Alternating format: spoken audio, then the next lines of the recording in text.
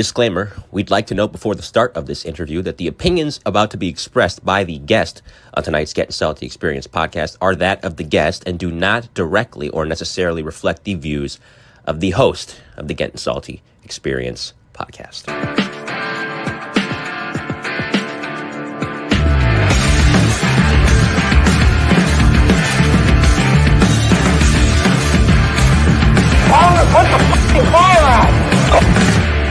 You're listening to the Gettin Salty Experience podcast.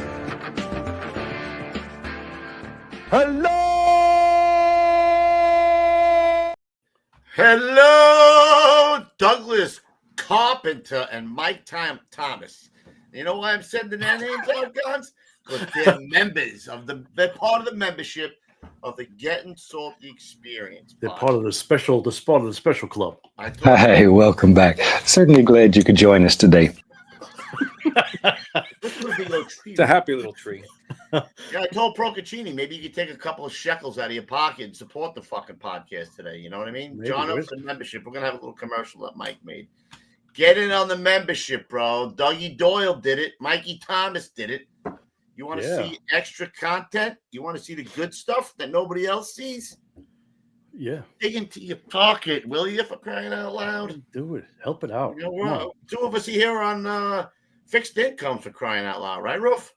He ain't lying. In fact, so bad. You got to see the Airbnb that Louis almost got stuck in today, for crying out loud. God, could you pull? Anyway, let me give you the big view. I'm going to give you the big view. This is the whole. Roofy's down in Philadelphia with his daughter, who's in the Nationals. She's in the Nationals. Right? Nationals for track, and his wife books this in Philly. He must have walked up there and like, what in the... He said you could smell it 2 blocks away. Yeah. Oh God. Fact, as I'm driving through the neighborhood, I'm like, baby, I don't know. I got a bad vibe. Did you check out? Did you check the whole thing out? Rough. I got a good deal on this stuff. I'm like, did you check everything out? She's like, yeah, the apartment's beautiful. I'm like, really? How was the reviews? She's like, it's like a 4.8. I'm like, all right. So as we're getting closer, I feel like it's getting worse. And I'm like, I don't got a good feeling. And then we turn the corner and I'm like, yeah, it looks like it's above the bodega over there next to the chicken fried place and pizza and, whatever the heck that other thing is over there. So I said, yeah, we're not staying here. So, needless to say, you start searching quickly. So now we're in the Hilton. That's where you belong, bro. You know what I mean? Yeah. Maybe staying in though. In fact, I think Roseanne took video of Luke pulling up, right, guns? What did you do now, you peckerhead? What? What did you do now? This is Luke pulling up looking for directions to find the Airbnb. This is what it looked like. Gonzo, where's the fucking volume? You don't hear it? Come on, dude. What'd you do? You ruined it on me. Yo, fuck your mama. It was there. I played it. I'll have to redo it later. I don't know what happened. Oh, that's perfect. Come on. You got to pull a Chevy Chase. I heard it on my end. I don't know why you didn't hear it on your end. You hear it on your end? I heard it. I don't know. Can you tell me how to get... Hey, fuck your mama. Yo, fuck your mama. Thank you. Thank you very much. Roll them up. Roll them up. Roll them up. Well, see, listen, you didn't even need to Blow hear it. it. Come on, Pete. Wait, you see him? I don't see him around here. Oh, man. Anyway, you know what? Since I've been mouthing off about the friggin' membership, play the velvety smooth voice of Mike Cologne for the new ad for the membership. Guys, support the thing. There's a lot of work here it takes, for crying out loud. You know what I mean? It's nice and easy to join, too. It's right there. Here we go. Looking to take your love for the fire service to the next level? Then join the Gettin Salty Experience YouTube Premium Membership Club, where the stories burn hotter and the history runs deeper. As a member, you'll unlock exclusive content you won't find anywhere else, from History with Hashhagen, where we dive into legendary FDNY fires and the men who fought them, to feature-length documentaries spotlighting the rich and gritty history of the FDNY, told the way only Gettin Salty can. You'll also get early access to special interviews, behind-the-scenes content, and members-only perks designed with our most loyal followers in mind. Joining is easy. Just hit that join button right in our YouTube channel and become part of the Brotherhood. Support the show, celebrate the job, Get and stay salty. Wonderful. Beautiful. It's cheap too. Beautiful. What is it? $5.95, $4.95? No, did you see the commercial? $3.99 and then $4.99. It's cheap. No Carpenter got in on it. Mike Thomas got in on it. That's why they're highlighted. There's a whole bunch of things you get with it. So go on the freaking thing, click on, and take a look at it, will you? Yeah, please. All right, let's play the real commercials now, will you? Let's stop fooling around. All right. Did you want to do a little promo or a preview of the Northeast rep?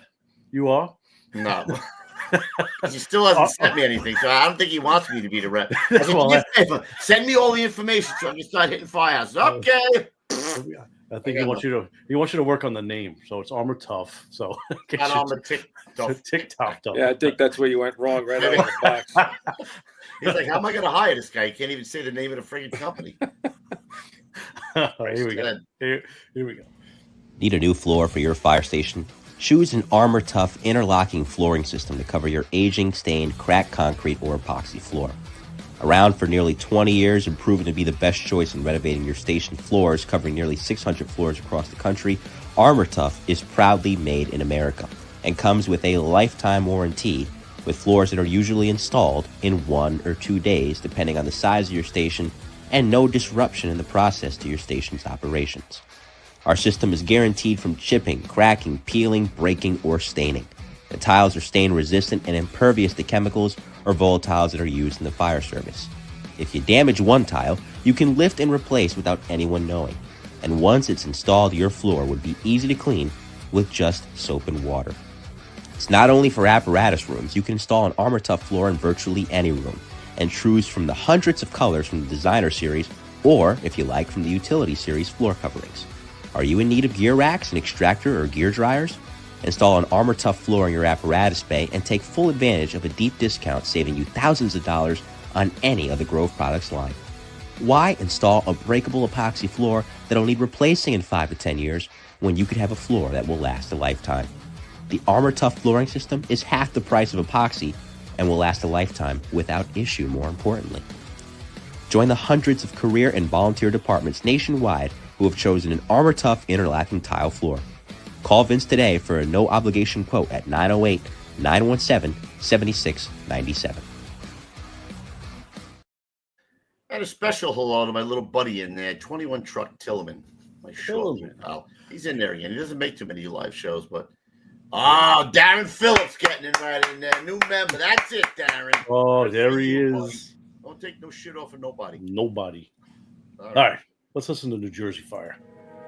Established in 1930 and under the current ownership since 1987, the New Jersey Fire Equipment Company handles a complete line of fire department equipment and supplies. Headquartered in Greenbrook, the company operates full 3M Scott service facilities in Ridgefield Park and Toms River, staffed by 10 fully authorized Scott certified technicians with a fleet of 6 fully equipped service vans. All New Jersey Fire technicians and sales representatives are active or retired firefighters, officers or chief officers, career and volunteer. They understand the business and the importance of their work. New Jersey Fire has represented Scott since Earl Scott entered the SCBA business at the end of World War II. Among other leading manufacturers represented by New Jersey Fire are Globe and Firedex Turnout Gear, Mercedes Hose, Task Force Tips and Akron Brass, Hygenol, Firehooks, Arctic Compressors, MSA Carnes Helmets, ChemGuard Foam, Alkalite and Duo Safety Ladders, BA Face Shield Protectors, Truckman's Choice Saws, Grove's Gear Racks and Washer Dryers, Supervac Fans, RPI, Streamlight, and many others. A New Jersey incorporated and based company, sales and service are limited to the state of New Jersey. Find us now at www.njfe.com. That's www.njfe.com.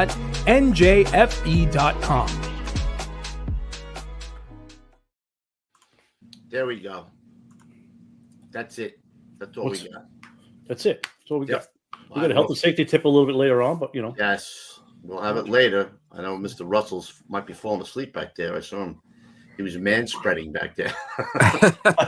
Yes, he is. Oh. No, now he's giving me the suck it. All right, it took us a while to reel this guy in, but I was on it. I'm like the Canadian Mounties, Ruffy. I always get my man. I was on him and busted his balls enough where he finally gave in. We got him in. This guy's got more stories than Walt Disney. He's been around. He's been to busy shops. Bring him in, Ruff. King of the one-liners. Any Youngman.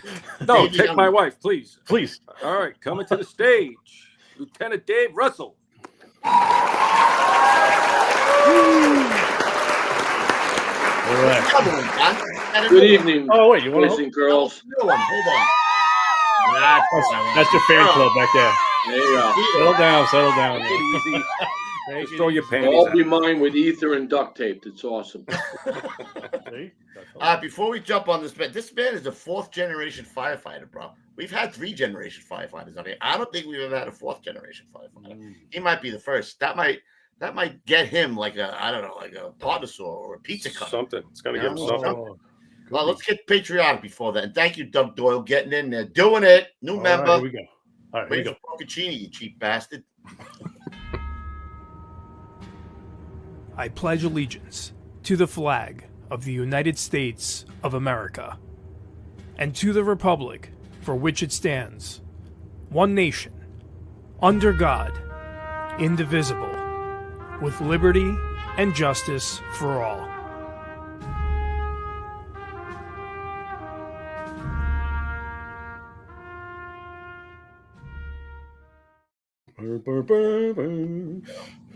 All right, so let's get right into that. Let's get into our first 4th generation firefighter. Tell us a little about your father, your grandfather, your great-grandfather. All right, what I'd like to do first, guys, kind of different is if we could have a moment of silence for one of my guys who we just lost due to 9/11 cancer, Keith Winchell, Detective Keith Winchell. He was in my reserve unit. He went through hell with battling cancer. His wife Diane was unbelievable. So if we just a moment of silence for him, because he was the guy. As a cop, he would be able to fit in any real firehouse kitchen table. He was awesome. You know what, Dave? We're going to give him, it's line of duty death. We're going to give him the 5 bells here. Hold on. Please.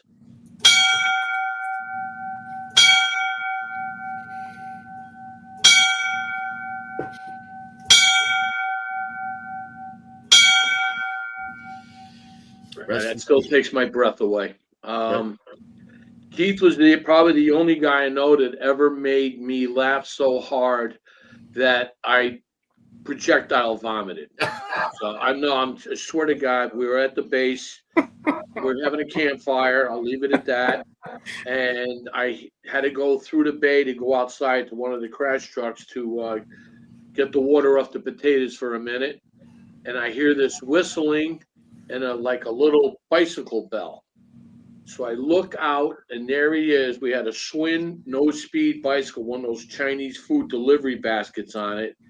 He's balls ass naked, riding around on the flat line like there was nothing in the moonlight.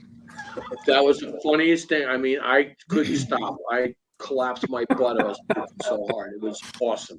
He was dancing in the moonlight, biking in the moonlight. So his wife Diane, which is unbelievable. So she identifies now as the naked man's wife, and I am the naked man's friend. There you go. So thank you for that, and thank you for the bells. You know, we've lost too many guys. It's nonstop. So going back to my history, I grew up in a firehouse. I'm 4th generation. My great grandfather was a steamer engineer and department blacksmith. And his name was Judge, and I still have a few of his tools that he made handmade, and none of them are identical because they're handmade. So anybody that knows the Southport, Fairfield, Connecticut history, my great-grandfather, once they started the advent of cars, they didn't need a blacksmith anymore. So what does an Irishman do at a blacksmith barn? Turns it into a tavern. Exactly. And it's called the Horseshoe Bar in Southport. It's been there, and it's still there to this day. Yep. And as a kid, I was down there working with my grandfather, who was a wannabe Kennedy. He was a chauffeur, and he had a grab one night, and he ended up taking his 300-pounder out the third floor window, and she kept screaming that she's going to faint, and he was punching her like Mike Tyson to keep her awake. About 20 feet off the ground, she let go, and when my grandfather woke up, he had a face full of ass, like an airbag went off. It was just each one of her cheeks. So he got out. Yummy. But I used to work for him, and I always thought my middle name was Goddammit. Come here, goddammit. Go over there, goddammit. You know, you just do all that. And then my father, when he got out of the war, he was World War II Navy. He was in the North Atlantic chasing subs. And to the greatest generation tradition, I asked Dad, "Hey, Dad, how many Nazi subs did you sink?" Not enough. And he goes, "I don't know, but I knew we blew the shit out of a few whales because they looked the same on the And that's it. But my whole neighborhood, when I grew up on Overhill Road in Fairfield, everybody on the block was a World War II veteran, and I'm talking legitimate. Mr. Coleman across the street was a Marine in Tarawa, Saipan, Iwo Jima, the whole bit. My next door neighbor, Jasper, he was a Battle of the Bulge. Even Mr. Eklund up the street was German, and they screwed up with him. He was supposed to actually go to the Pacific, but they sent him over to Europe, and he ended up becoming a code breaker. And he'd be like, "Don't go in those hedgerows because there's a Panzer division over there, blah, blah, blah," you know. So everybody in my neighborhood, Mr. Reedy up the street was awesome. I can't imagine now the way the woketards are about how things are. Mr. Reedy would pull up with a Ford little LT station wagon, put 13, 14 of us kids in the car, no seat belts, where the back door went down and all the exhaust came in. He probably had a beer between his legs and smoking in the car. So that's, 5 federal offenses. And take us all to Dairy Queen and then come. And that's how we grew up. It was just that way. And Mr. Reedy was one of the very first Rangers at a place called Normandy. Wow. And I asked him, I said, "Mr. Reedy, were you in the war?" And he just told me about everybody on the block, and he put his hand on my shoulder and goes, "Dave, it was a world war. Everybody was invited." And I said, with that attitude, every one of these guys came back and started their life. So my father tried the insurance thing with my grandfather, and that lasted about like a B-17 over Berlin on a day they were on light. That's it. So he went on the job. And, my parents met at St. Patrick's Day. So that was technically their wedding anniversary. So every St. Patty's Day, we went to the parade. It was like their anniversary. And that was like a legal holiday for us because I was in an all-Polish school. I was the only Irish Catholic in St. Anthony's POW camp. And we would go to the St. Patrick's Day parade. And I remember it was like I was 10, 1968, heavy stuff on Vietnam. I decided I wanted to be a door gunner on a Huey or a door gunner on a Brown Navy ship. And then we went to St. Patrick's Day that year, 68. And we used to go to a place called the Spotlight right down by 4 and 54. My father had an uncle that was in Fort Truck back when the battalion used to bark back right into the kitchen, and it was a job down the street. My father really wouldn't walk across the street to see a fire, but in New York City, yes. And I remember it was cold as hell and looking up, and it was like the 3rd floor, and the fire escape was like messed. And I remember looking down, and there was a pile, guys. I remember this fireman was on his knees, and he had this guy, he was burnt, and he was giving him like a sip, and I think it was brandy. I don't know, it was something, but he had the guy's airway. And I remember just to look on that guy's concern of that face for that guy and the beating. This guy looked like he just came out of a coal mine. And then that day, I said, "That's it. I'm going to be a New York City fireman. Come hell out of the water." But you went to the Air Force, no? Well, what happened was I took my first essentials class in Fairfield with Captain Elias back when you could actually do real fires, not this propane bullshit. And that's where I learned the job. and I took my essentials class in 74. Then in 75 and 76, I was actually a paid call fireman in Fairfield because there was no overtime. Never like the city. You got a tour. It was just a straight paid tour. So a lot of the guys that worked, Bobby Evans and all these guys had plumbing and electricity. They made more money pulling wire and pipe. So when they couldn't hire them, they'd hire me. So, you know, I was, like I said, you went to daycare, I went to the firehouse.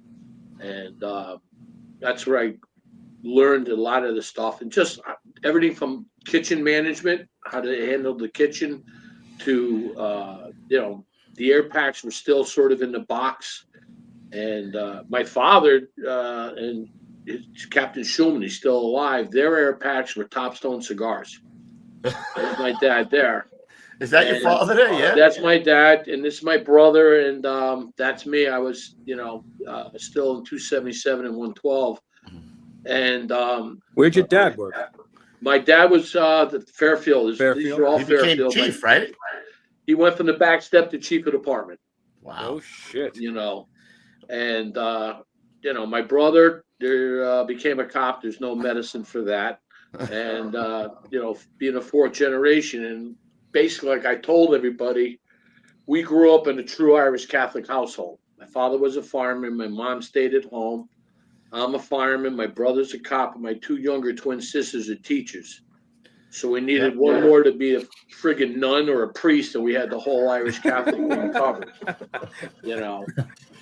So being in Fairfield, though, I mean, that's, you learn, guys, and they would test you, and they didn't care. My father, when I was a captain, you know, and I just learned I earned the respect of these guys by doing the right thing and not being a, you know, a daddy's boy, mommy's boy, and you know, it's like the mob. What happens here stays here. You know, there's no witnesses. So we ended up in 76. My career as a New York Giant, obviously, look at, I'm not that big. And me in college, I didn't think I had a future. So I went to, you know, in the military, and I have a couple of my friends that were Marines, and you know what Marine stands for, right? No, but you gotta tell me. You get No, good. you're goddamn right. My ass rides in Navy equipment, so that's what Marine stands for. So there was a guy, Bobby Blown, came in and stuff. You Air Force guys, you didn't have DIs, you had den mothers, and I'm like, yeah, probably, but I couldn't join the Marines. I was overqualified. I had a high school diploma. I knew who my daddy was, and I didn't have a parole officer. So then I went to the Navy, checked those guys, and they had damage control and hull tech and everything.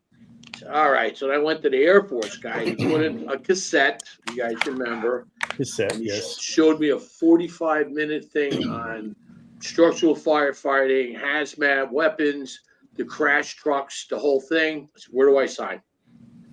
And hello, Scotty Rywalt. I see you. He's one of my dearest guys. Matter of fact, with this hat, I had done with the Norwalk Fire Department 3 charity events for the Tunnel to the Towers, because Norwalk actually had in a concession of 3 guys line of duty cancer. So we did some fundraising for them, and with Tommy Roach, the union guy. So you know, Norwalk guys are great. But so I went to sign up, and I left in November of 76. And I went to Lackland, which is the base, and blah, blah, blah, the usual basic training and stuff. And I just thought of this story today. I have so many. So the first 6 weeks I'm in basic training, 6 people die, 1 person every week. And I said, holy shit, by the time I get out, I'm going to be an orphan. I'm not going to know anybody.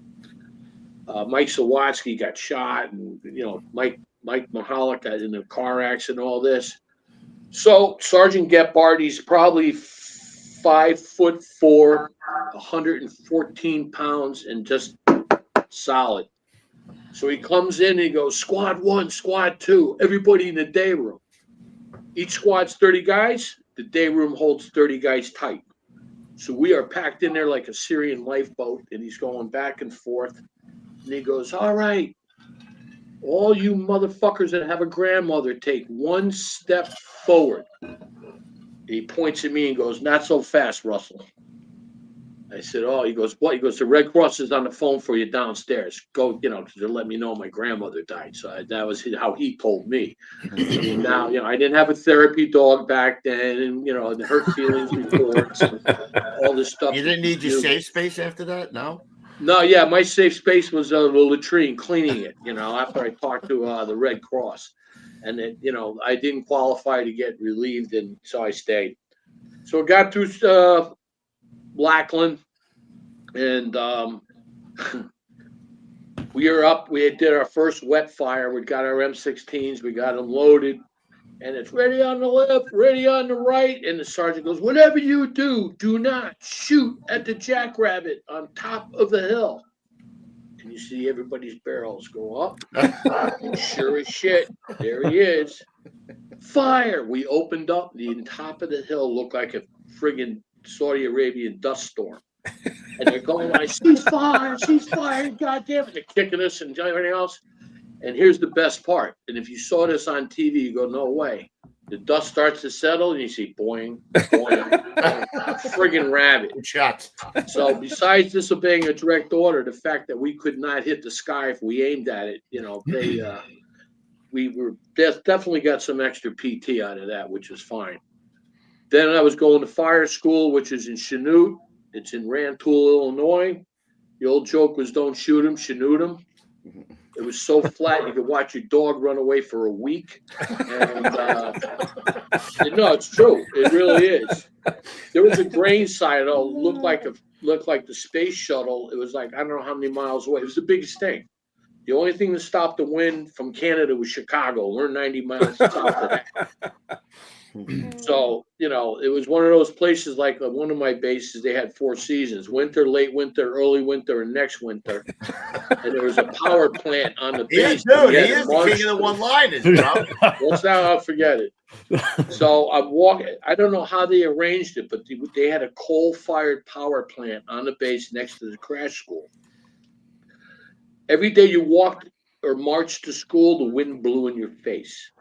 When you walked back to the barracks, the wind blew in your face. I had no idea how they ever did it. And it was that really high sulfur coal, so it smelled like they were burning road flares every day, and you just swallowed it. You burped, even your fart smelled like a road flare. So, and I was very lucky in my career. I always say this, is that my timing was pretty awesome. I went in at the end of Vietnam, and all the guys that taught me everything and anything that I really needed were Nam guys. And they could show you 10 ways to do it, one job, and they were all correct. Just depending, were you in the jungle, you do this, whatever you had to do. This plane's doing this, missiles, the whole bit. And the same thing when I got onto the job. I caught the end of the war years, and the guys that, I was surrounded with, I was always lucky. I didn't have any, douchebag losers. We were all worried about occupied structural, not Rams. Runs after midnight. When they told me that one, I almost puked in my mouth. No, really, Rams? Jesus, you wouldn't go to 62 or 41, that's for sure. But, and by the way, while I'm thinking of it, I forgot to tell you that I have self-diagnosed Tourette's, so I'm not holding myself accountable for anything I say, and fuck your liability thing. Well, that's what we put that in there. That's why we have that in there. Okay, yeah. All right. In the, the Avion aircraft was on time too, so don't forget about that. So, I go to Chanute, and the guys that taught us, it was amazing, the stuff. I had sort of a jump on it, being my previous career. I mean, we had guys that had no idea of anything. And I remember this one guy was in our school, and he was a special needs guy to a point. He was a farmer. He was probably about 6'2". And this guy could probably throw a bale of hay through a 3rd floor window and never touch the sides. So he was, he'd grab a 2.5 like it was a garden hose. It was amazing. So we did a lot of fuel fires, a lot of aircraft stuff and everything else. And the guys were teaching us stuff.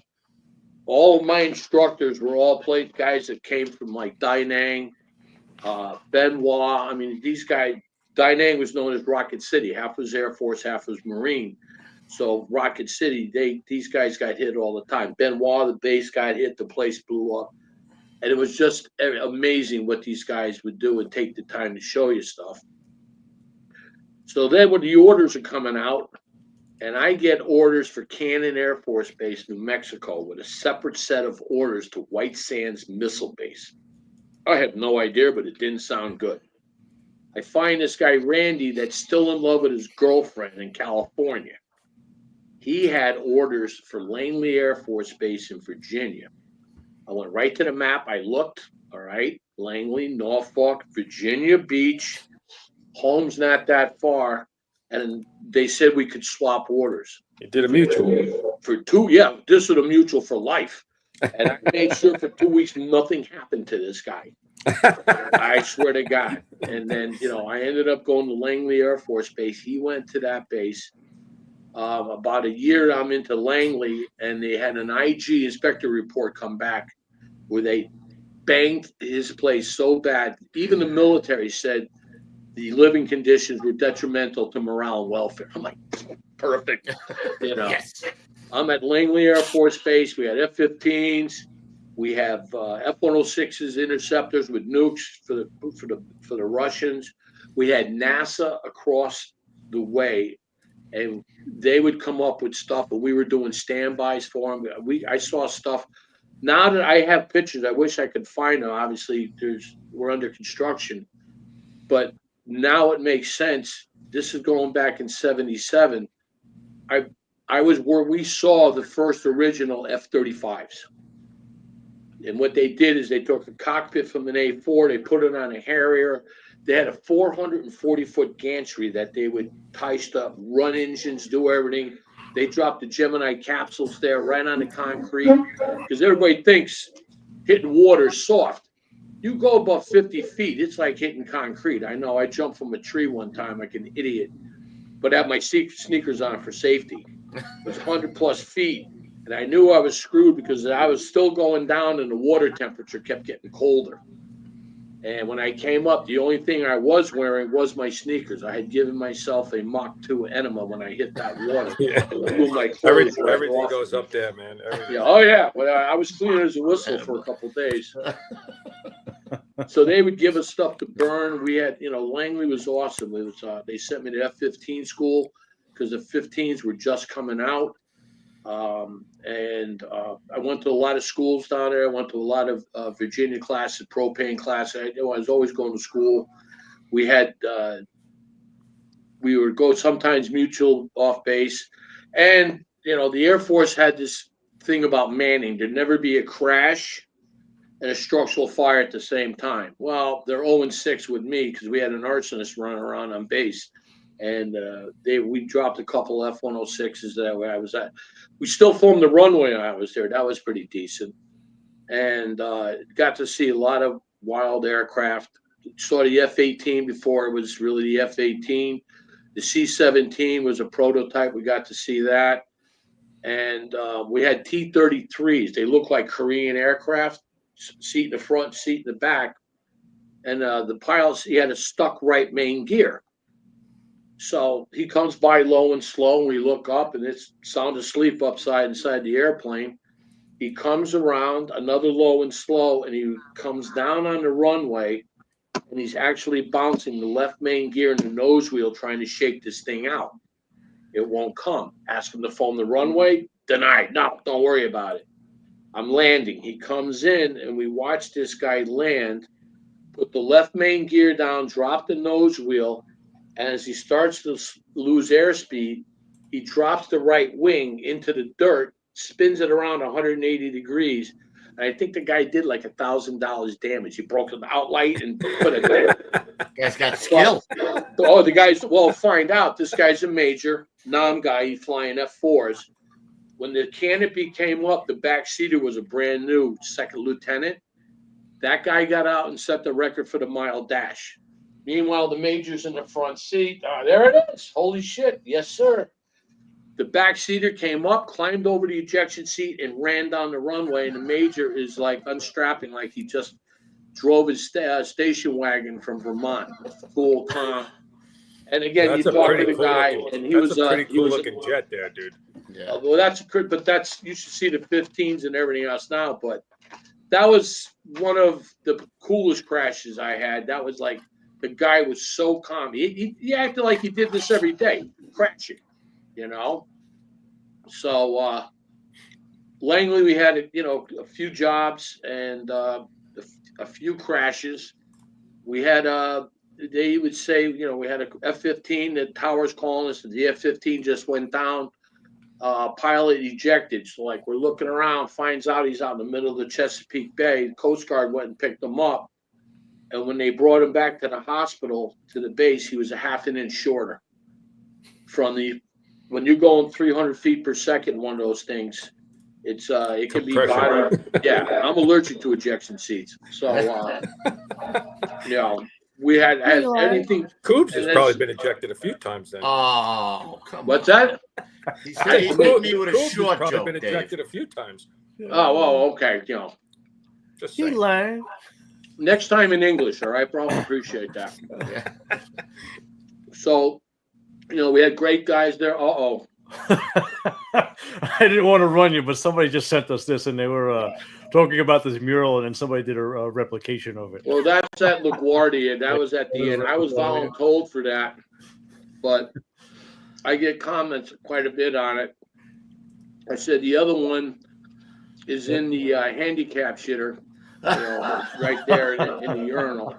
Yeah. So you get a good shot. But the artist that did that, I mean, she even got the cutters. That's how I carry the cutters and stuff. Everything is pretty much, except that now I was a real fat bastard back then. So It looks like Michael Strahan in the background now. Maybe that's all Kelly. I don't know. oh no, but Does look the like guy in the back reminds me of Lieutenant Yum, who I worked with at LaGuardia. I mean, I can tell you that guy was absolutely awesome. The real Yum looks like the guy from The Hangover. The Asian guy? Yeah.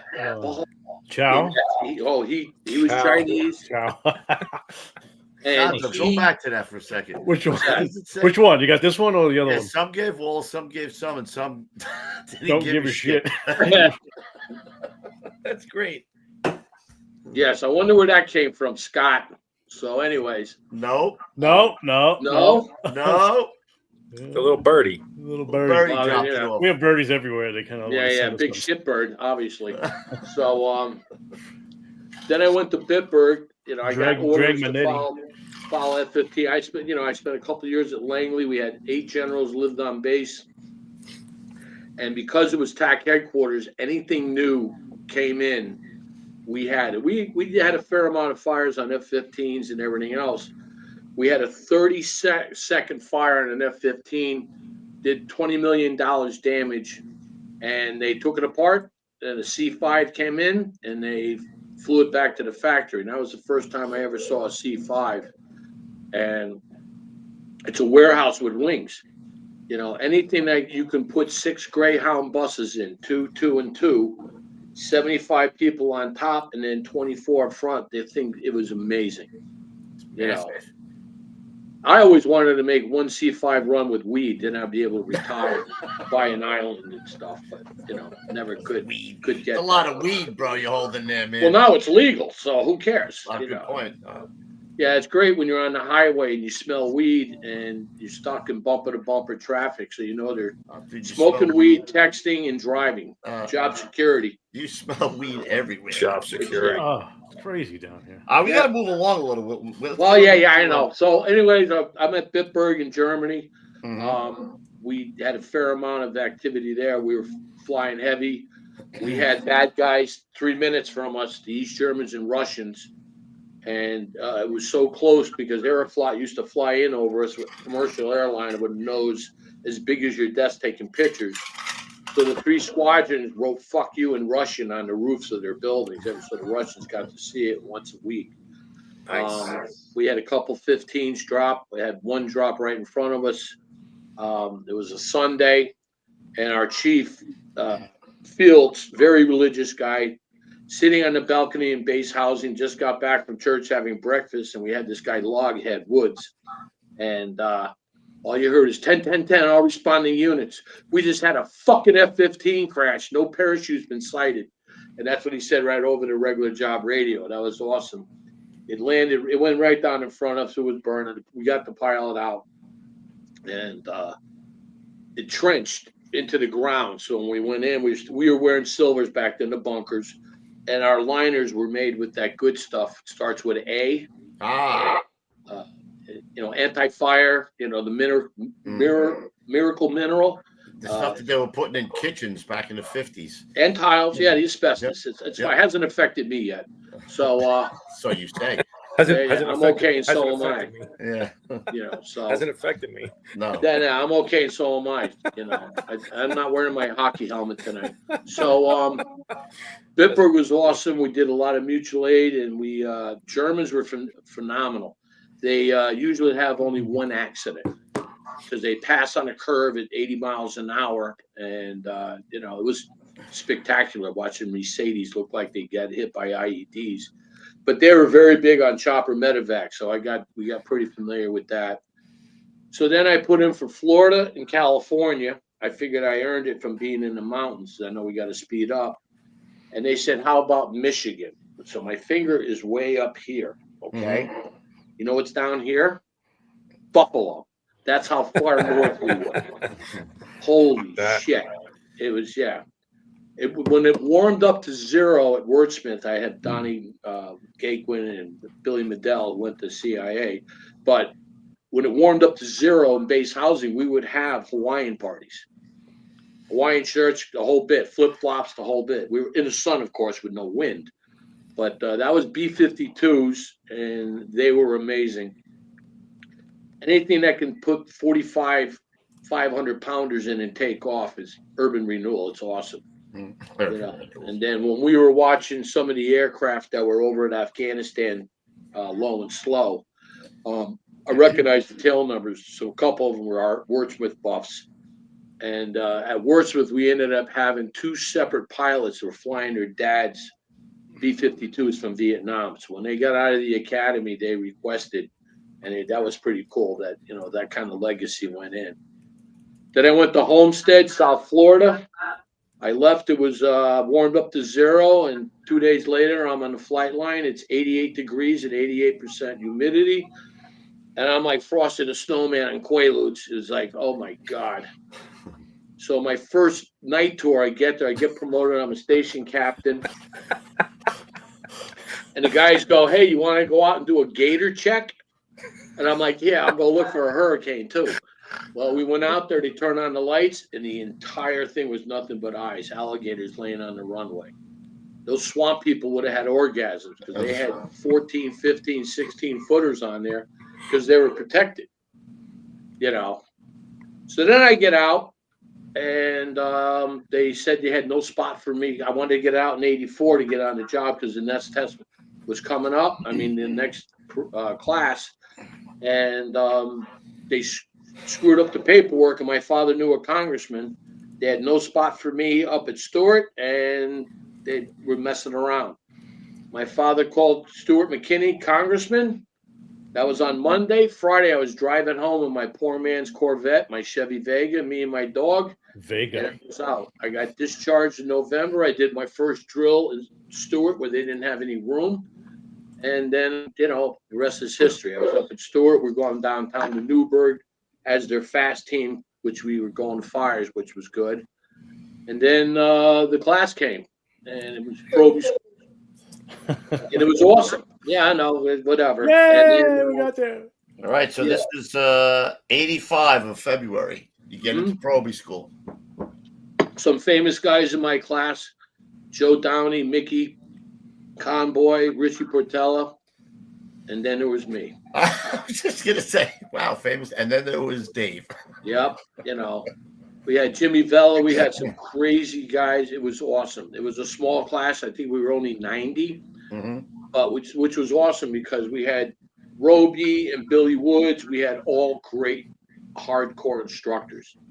And Billy Woods put us in the basement or the first floor of building 1 back in the day, closed the door, and he says, I'm going to give you the most important class you're going to ever have. And he spent 2 hours on how to be a proby. Everything, in early, stay late, make the coffee, last to eat, first done, you know, and I took it to the heart that I made so much coffee in 277, Mike Shue, the commissar, was screaming at me, I'm costing the company money. What's wrong? Hey, you know. So I went to 277, 112. Norman LeCourcier, one of the lieutenants from there, was at the proby school. And then, you know, he tells me I'm going to 277. I'm like, oh, great, I'm going to Queens. He goes, no, you fucking idiot. I'm going to Bushwick. I said, all right, what's it like? He goes, it's all burnt down. I'm like, shit. All right. So I go my first tour. I come in and report, and I knock on the door. I'm there like at 4:30. And Gary Eulendahl's sitting there studying for lieutenant. And I came in and I reported, you know, probationary Russell reporting is ordered, sir. And he's like, that's it. Then there's Boldendahl right there. So he goes, go in the kitchen. The captain's there. They had a job during the day, and they're all sitting in the kitchen. And what do you call it? Now I'm losing my mind with the captain. So he's like this. He goes, whatever you do, I don't want any probies on my rig. You don't ride till 6. I said, all right, fine. So I walk on the apparatus floor, and here comes Steve Moore about 8 seconds down, dressed in civilian clothes. You got the door. So I had already made a command decision that if the beep boop goes off, I'm getting on the rig. But nothing happened. So they said, go upstairs, meet the lieutenant. So I go up the stairs, and I don't know if you guys have ever been in the old firehouse, but it's like coming from crash stations, it's like a Japanese suicide song. There's no room, 2 rigs, one in front, one in the back, and it didn't matter. Butt to nuts. What's that? Butt to nuts, right? Oh, yeah, absolutely. You know, and whoever got back first went in the back, because hopefully then the other guys would get a run. So I go upstairs, and I knock on the door, and it's office, and this is going back with typewriters and carbon paper. And your grandson says, speed it up. He's going to be married before the sentence. That's okay. That's all right. Hello, noobs. He's my grandson. Lewis is my son-in-law. He's a 97 engine. My daughter, Dorota's there. She was dumb enough to marry him. Great grand. Well, actually, my wife approved it. Lewis used to bring in these chicks, and it was like, 2 days ago, I knew when she was a guy. So I had my grandson, Aiden, and my granddaughter, Madison. So I go upstairs. Probationary Russell reporting is ordered, sir. Roger Olin slides his chair out, looks back at me, goes, you can call me Lieutenant or Lou. Do you got it? So what do I say? Yes, sir. He jumps right up. He's right in my chest. What the fuck is wrong with you? Did your mother have any kids that lived? I felt relaxed because I knew he was a military guy, because you heard that all the time. Yeah. Get the fuck downstairs. So I go downstairs. Anthony Lipari's there. I'm on, and the rig is right all the way to the back. So when you looked in, you were in the kitchen, and there was the slop sink. Anthony's showing me the rig and everything. I got backup. Gary Parrish has the nozzle. And he's showing me. Tommy Hoey walks out of the kitchen, and he looks up, and Hoey has one of those floating radar eyes. He looks like a flounder. You can't sneak up. I was going back and forth. Lipari goes like this. He goes, hey, is he looking at me or is he looking at you? I look down and I go, I think he's looking at both of us. Hoey laughs like Snidely Whiplash, and he goes away. So now they're showing me the rig and all that, and it was, a nice semi-spring day, and the beep boop goes off as the dispatchers are coming over the voice alarm. 77, 112, pull your boots up, numerous phone calls, people trapped. So we see the truck, and everybody's a senior guy in the truck. You see him walk out. They look down Knickerbocker, get on the rig. We pull out, close the doors. I look, and there's a friggin' header. So we go down, we're flying, we're going against, I think it was Wilson, wrong way. We pull up, we stretch the line. It's going really good up on the 3rd floor. And Gary's got the nozzle, and the stairs go straight up, and they're loaded with plaster and dirt. The only, in my little world, I'm thinking like, this is like Iwo Jima. We're going up 5, we're coming back 2. Up 5, and Roger's leaning over the railing, fire blowing out both apartment doors over his head, going, get that fucking line up here with his mask swinging back and forth. So we get up there, You know, I've got 8 seconds on the job. Gary's there. I'm then dug in, and we're hitting both apartments. And then 218 came in second due, and Roger goes, take the left apartment. So we go in, and it's right at the door, and the whole thing, boom, boom, boom, put it out. Now I'm sitting on the back of the rig. They told me to take a blow, so I'm sitting there. And Roger comes right up to me. He goes, do you know why we took the left apartment? I'm like, I'm trying to, because there was more fire in there. Fuck 218. I'm like, I love this guy. Hey, was Danny Potter there when you got there? He came later. Okay. Yeah, Pothead came later. So that night we go back, we clean up. The relocators had caught a little job while we were at that job. So everybody goes home. And now we're in the middle of, as we all get to know, the annual Brooklyn Fifth Alarm at the Navy Yard. So we get back in, we're cleaning up a second alarm for Bronx box, Brooklyn box out of Navy Yard. Oh, shit. So I asked Gary, when we going? He says, we ain't going. We ain't never going. Third alarm. I walk again. I'm out there like a dope. When are we going? Are we going to go? No. Fourth alarm. All right. No. Then they called the fifth alarm, and then they said probably will hold. And we had ERS boxes and rubbish fires and all that. It's my first night. So we're sitting around, I don't know, 1 o'clock, 2 o'clock in the morning, and Gary's still studying. All of a sudden, you heard 120 to Brooklyn urgent. 1075, all hands on arrival, Putnam and Bushwick.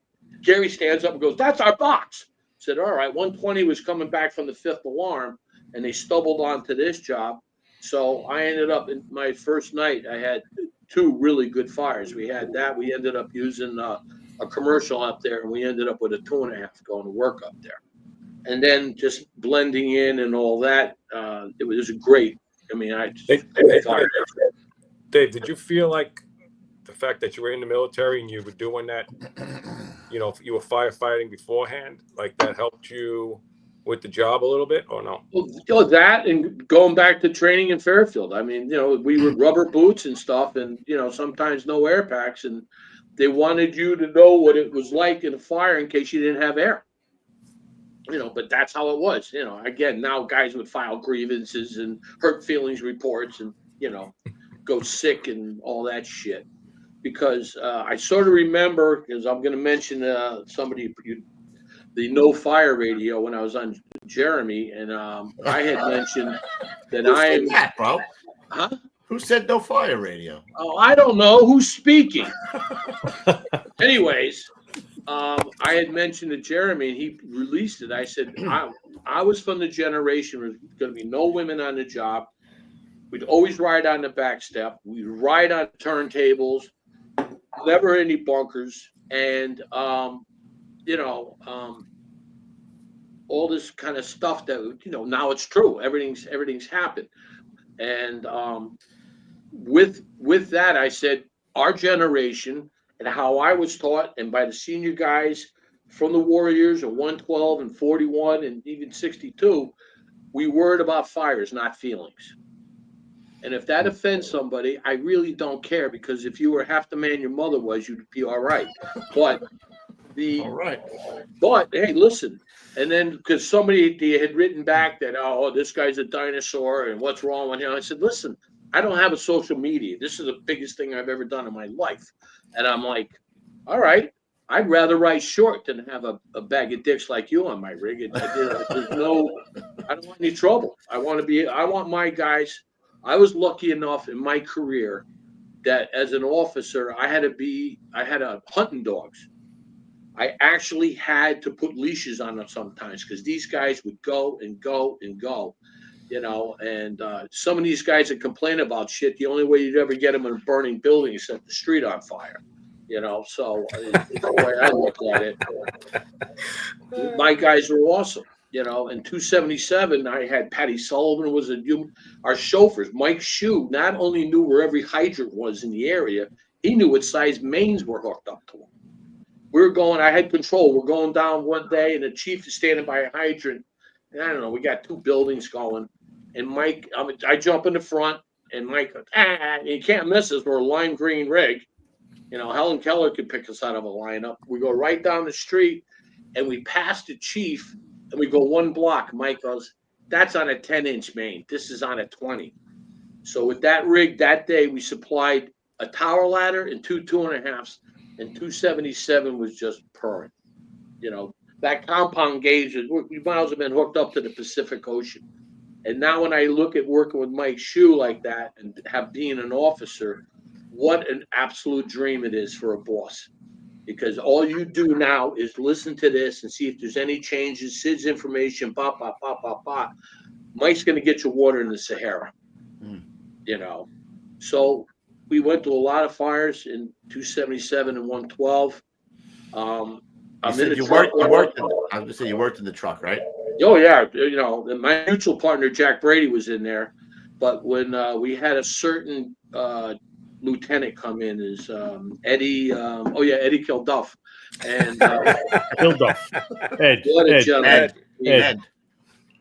No, Chief. That's how it is. He told me to call him Ed. Yeah. You guys can. That's all right. You're brave when you're on TV over there. Never. Exactly. We go to a junkyard fire, and 112, we had the booth. I used to love riding. Even in the winter, I'd ride in the booth. And we had Rocket Ronnie Caratu, who actually did the Star Trek theory that the faster you go, the smaller the rig actually gets. I know somebody else. You're in the booth, I'm telling you, L pillars. I'm like, okay. The only thing that held that booth on that rig was paint and rust. And so it's a junkyard fire. We pull in, and there's all kinds of civilians there. It's the old EMS, green and white, and PD. And they go, yo, there was a motherfucker in there screaming and stuff. He ain't saying nothing now. So we cut the gate. 206 goes in. They got a 2.5. And this guy had a nice compound. He had a school bus and a trailer and all this. It was like an L.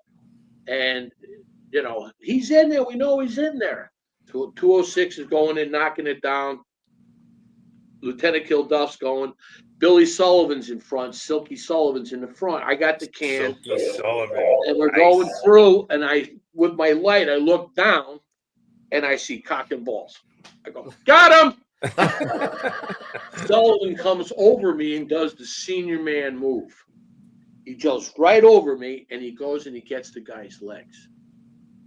I got the shoulders and everything. I go to pick him up, and I got 2 handfuls of skin. And you hear the head hit the concrete, that conk.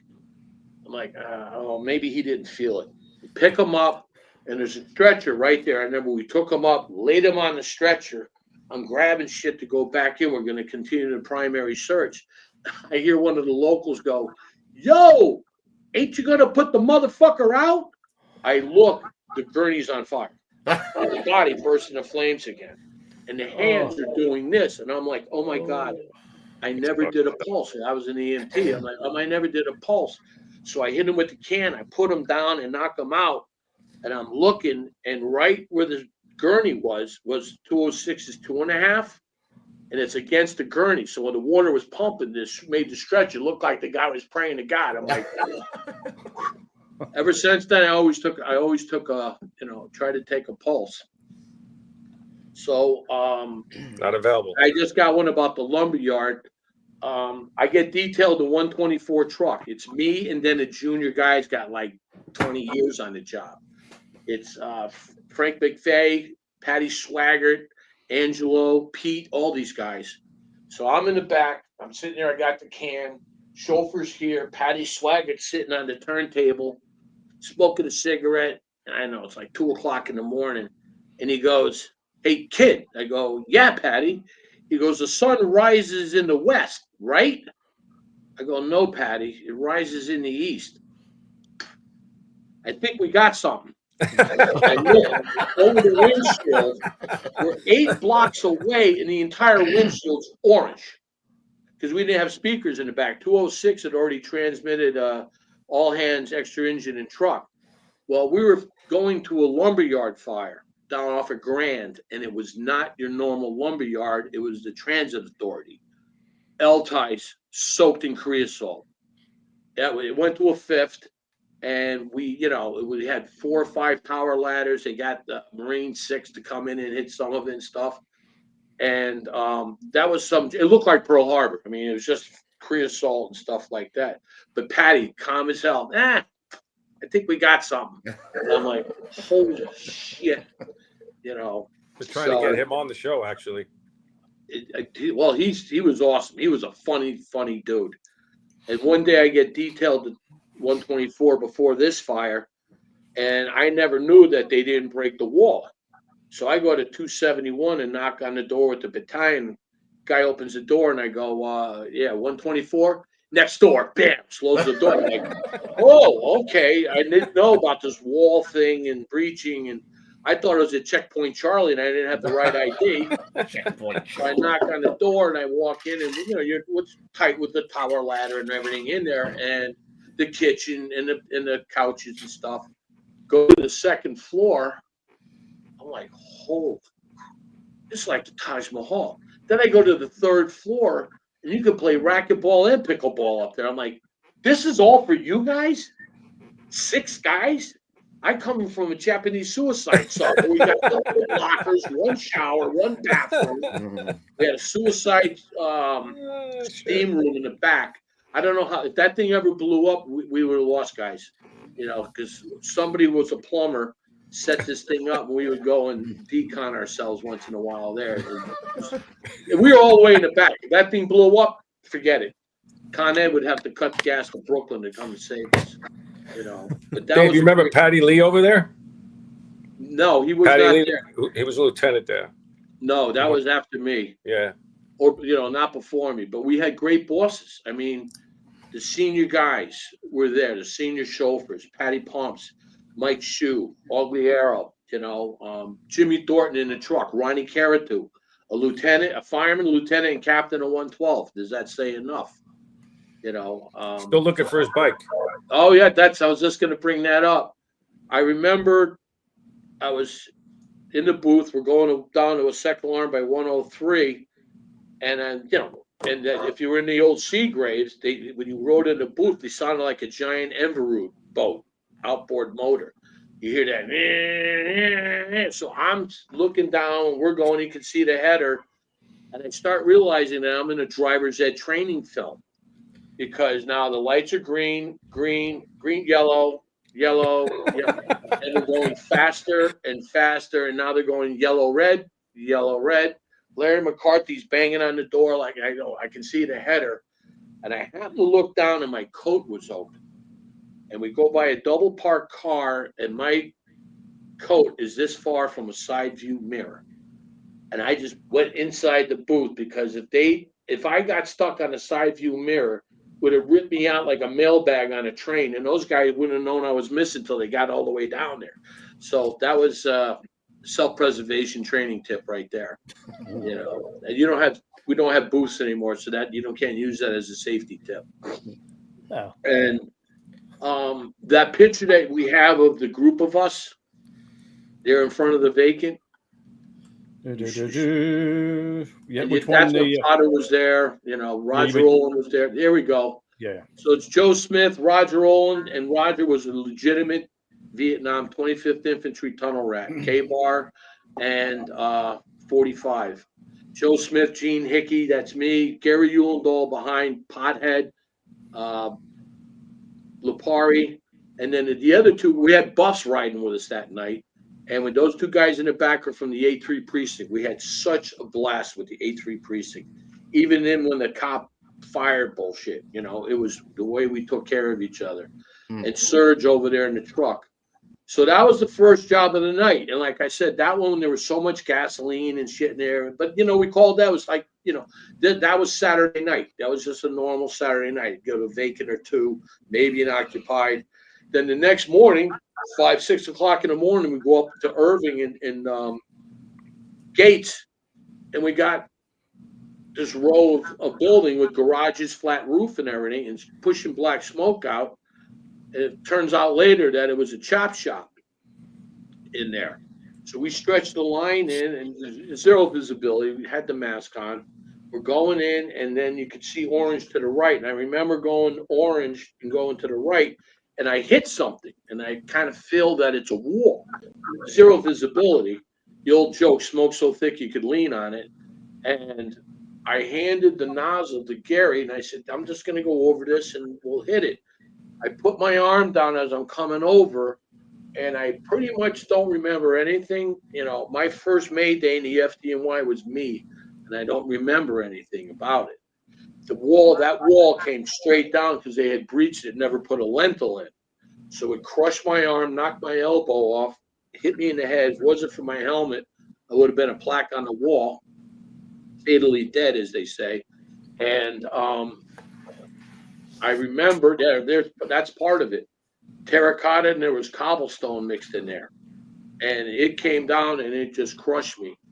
And Captain Fowler from 271, evidently, I don't remember any of this. I had such a concussion, they would have banned me from the NFL for life. And they dragged me out. And somehow I remember sitting in a bus, and they had put this in and they snapped my elbow kind of back in. And this was just screwed, and my neck curly. I was like Bugs Bunny with the Easter egg. I want my helmet. All I want is my helmet. I want my helmet. I want my helmet. I don't remember. I want Easter egg. Yeah, that's exactly what I'm thinking of. So I'm sitting in the bus, and Danny Gimple. Now all I see is I'm in the seat here, and the side door to the bus is there. I see Danny open the door. Ooh, and he slams the door. I'm like, yeah. Thank you for the great bedside thought. I'm like, what's this? Go to Kings County. Believe it or not, I don't remember pretty much anything in Kings County. They had mentioned my neck. They snapped my elbow in. I was treated and pretty much released. So there's this young kid from the help team. Then we started getting the help team up and running. And he's taking me back. And he's like, where are you going? I said, got to go to the firehouse. It's Sunday morning. It's, I don't know, 7 o'clock in the morning. I go, yo, bro. You got to have breakfast. Pull over. What? I said, pull over. So I went into a bodega over on East New York, Brownsville, somewhere. So I came out with a 40 because I was a little dehydrated. And drinking the 40. Malt liquor. We pull right into, no, I was Irish. I went Budweiser. And we get on the sidewalk. I come walking in. Da, da, da, how about them Yankees? Da, da, da. Roger Rowland's walking this way, and he goes, what the hell are you doing here? I don't know. It's treated and released and everything else. Look at your hand. I look down, and my hand is the same color as my shirt, blue. And I had Popeye forearms now. It's all the way out to here, like this. He goes, that's it. I'm telling you right now. And I explained to everybody that anything weird always happens when I'm working. Calls up the dispatcher, and that's back in the day when the department ambulances were the old get in the back rescue trucks, right? So 222, there was one. They come right up, come to the quarters. Roger tells him, take this guy to the burn center. Take him to the burn center now. So I'm sitting in the back. The mother-in-law window's right here, the hole. So I can see the guy sitting in the officer's seat and the chauffeur. Both of them have 3,000 years on the job, all right? Now they're arguing how they're going to get to the BQE to get me to Manhattan. No, you son of a bitch, go down Knickerbocker. No, the BQE, Bob. Air horns and sirens. The back door's wide open. I don't have a seatbelt, nothing. They could have dropped me like a turd, and they wouldn't have known I was going. So now we finally get on the BQE, and then we're rolling around back and forth. Left in the right lane, God damn it. And these guys are arguing. They must have been married the way they were arguing back and forth. Take a right. Next thing I know, we're on the Williamsburg Bridge going into Manhattan. And I can see the guy where the boss seat. You got to get in the right lane. God damn it, get in the right lane. He just takes the rig, goes into the right lane, and I hear nothing but metal on metal and crunching and the brake. They came over and took the front end of a Mercedes off right in the middle of the bridge. So now the guy had sitting in the office, he could see his arm go, God damn it, go. So on the way to the burn center, I'm involved in a hit and run accident. It's awesome. It's awesome. They get us down to the burn center. They slowed down, and then I don't know where they went. They just disappeared. I remember being in the ER, and I knew I was screwed with a little medical training I had when I saw them put pins, the needles, under the training needles, under my fingernails, and I didn't feel it. So then it was so much compression, they cut me here and here to get the blood out, and they're worried about snapping my elbow in. And I was still in my boots, you know. So they I get into the ER. I'm up on they put me up on the 6th floor, I think it was like that. And they're letting me know that there's other firemen there. And it's from 45 truck. It turns out to be Proby John Gaines and Vinny Leahy. Wow. That's when the 45 truck, they were in the basement, and they got blown up with that ether load the guy set on fire. So next thing you know, I'm up there and I'm basically messed up. So on Sunday, they did all this tests. Monday, they came in. Dr. Madden came in. Jimmy Curran came in. And some guy named the deputy chief. I'm losing my mind. Oh, Vinny Dunn. Vinny Dunn. Never heard of him. Never heard of that guy. Never heard. He owes me a mutual. Anyways, they're talking about this, and they're going to give me this drugs. And they said maybe by Tuesday, it's elevated, ice packed, it's burning. And they said if it doesn't get any better, if they're going to amputate my arm right here. Oh, yeah, they were going to amputate my arm because there was so much damage down here, compartment syndrome and everything else. And that was my birthday. They told me that day that they were going to cut my arm. Nice birthday wish. Yeah. You probably told them. You must be out of your goddamn mind. Well, they came in the next day, and I mean, I was pretty messed up. And, you know, they didn't pick up on the concussion. You know, either did I, matter of fact. And my cousin, who was a yuppie, he owned his own company. So he comes in Wednesday night in the tux, like midnight. I'm here to see you, Fireman Russell from Brooklyn. Oh, yes, sir.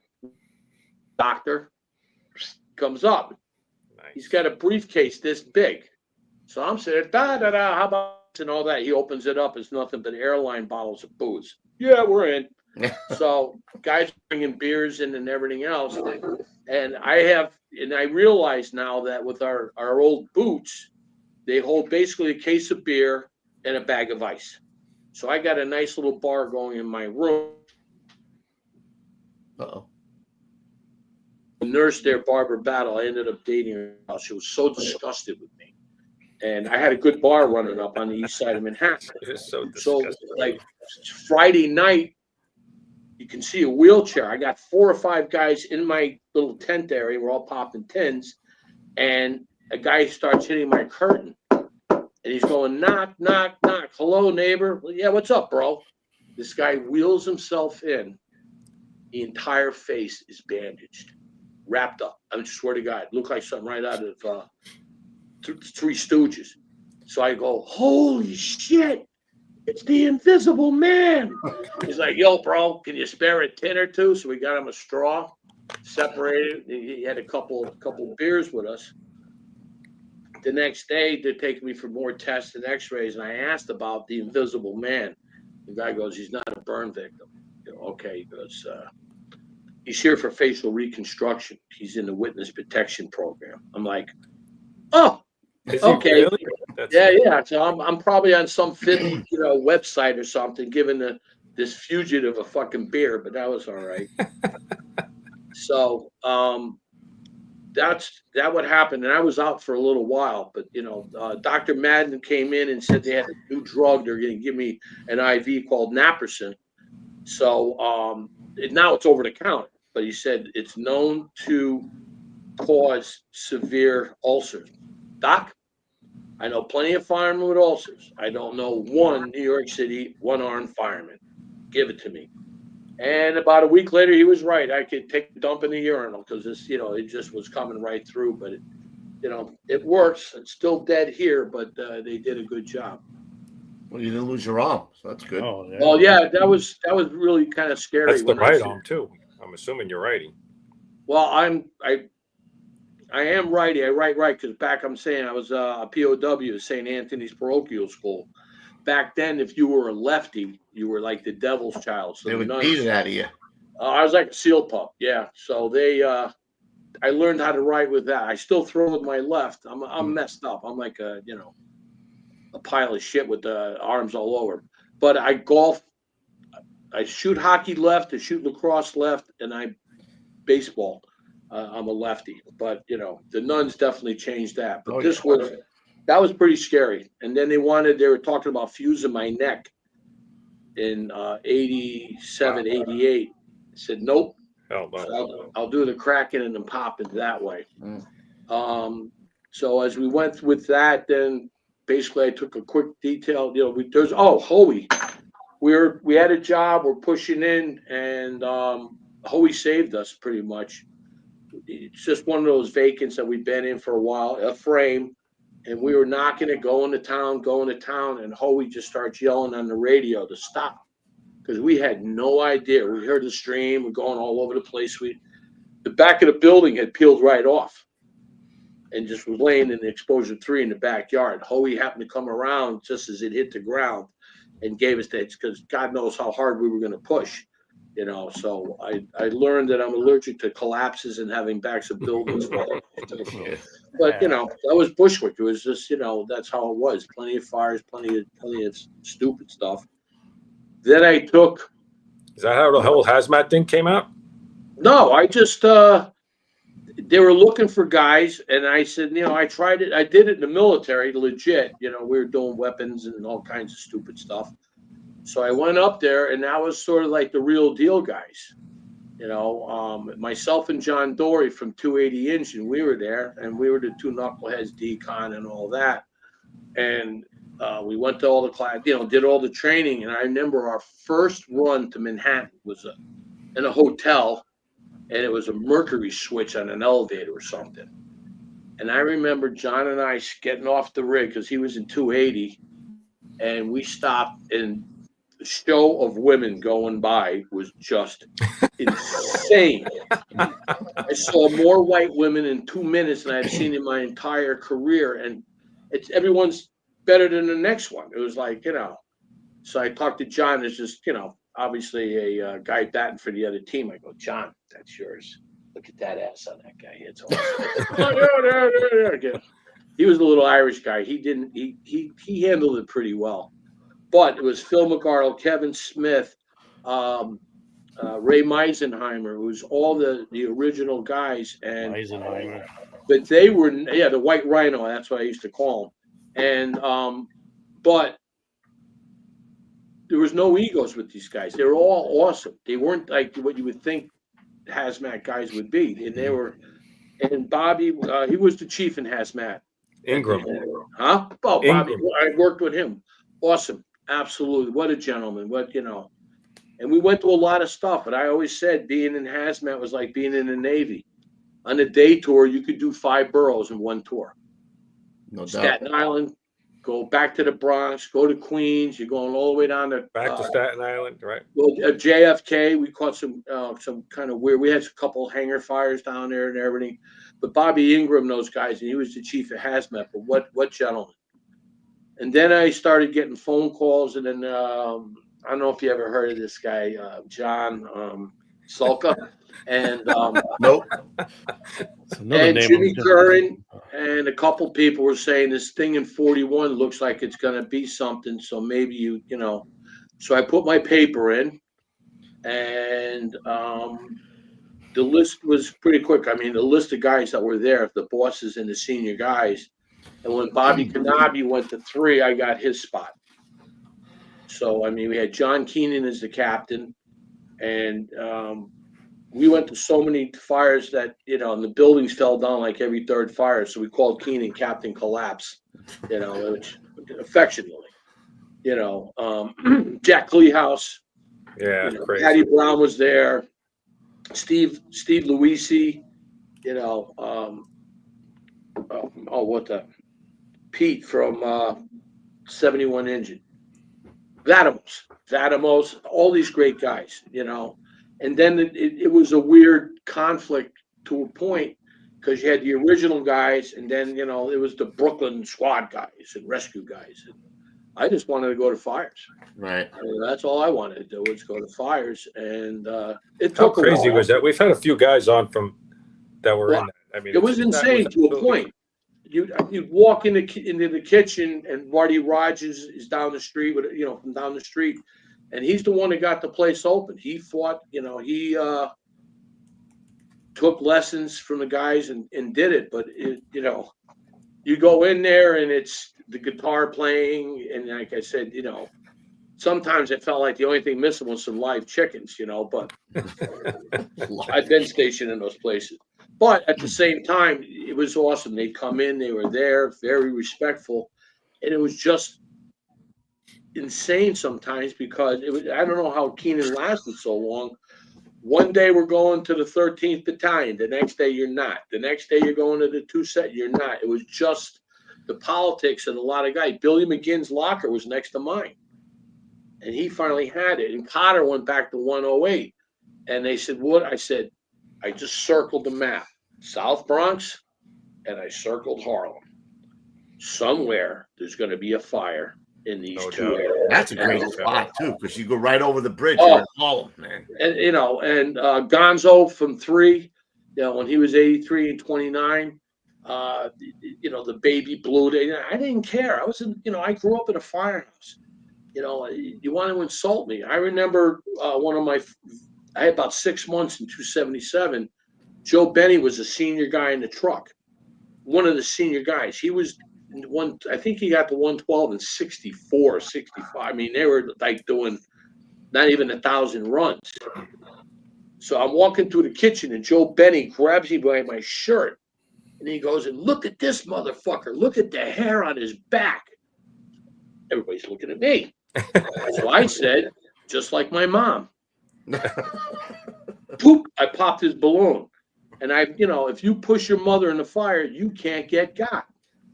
You know, and that night I kind of got a field promotion. They started calling me Mr. Proby, you know, and, you know, Mr. Proby, Department Fall, Mr. Pro, whatever. But, you know, that's when I teach the probies and stuff, I'm like, guys, if they ain't doing this, this is all part of it. And I heard now the stuff at the Rock is not as intense anymore. I mean, what's going to happen when you're on the floor above and you lose water? You know, I mean, you got to be able to have a plan A, B, and C, and your vibrate alarm's going off.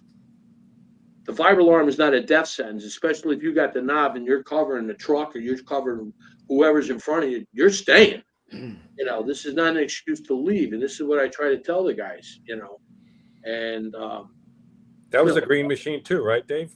Oh yeah, I had 2 slime green rigs in my career. Nice. And if you go to the picture, one of the pictures, my father ambushed me when I was in 277.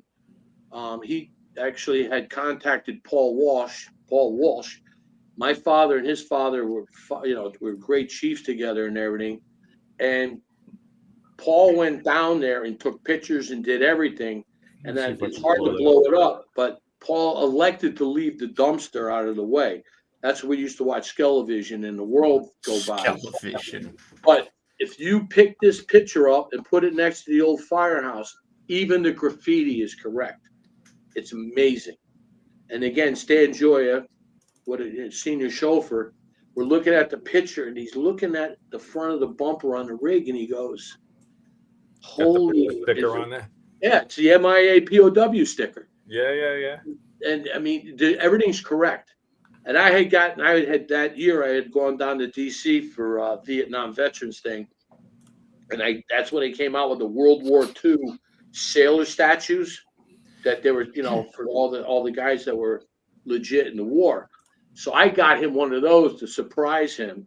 And then, of course, I give him that and he's very happy and proud. Yeah, look at that graffiti. And again, there's that little sticker on the bumper and that's the POW sticker, MIA.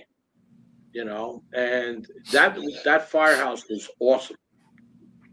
You know, they were both, even 41 is a tight firehouse too. It's very simple.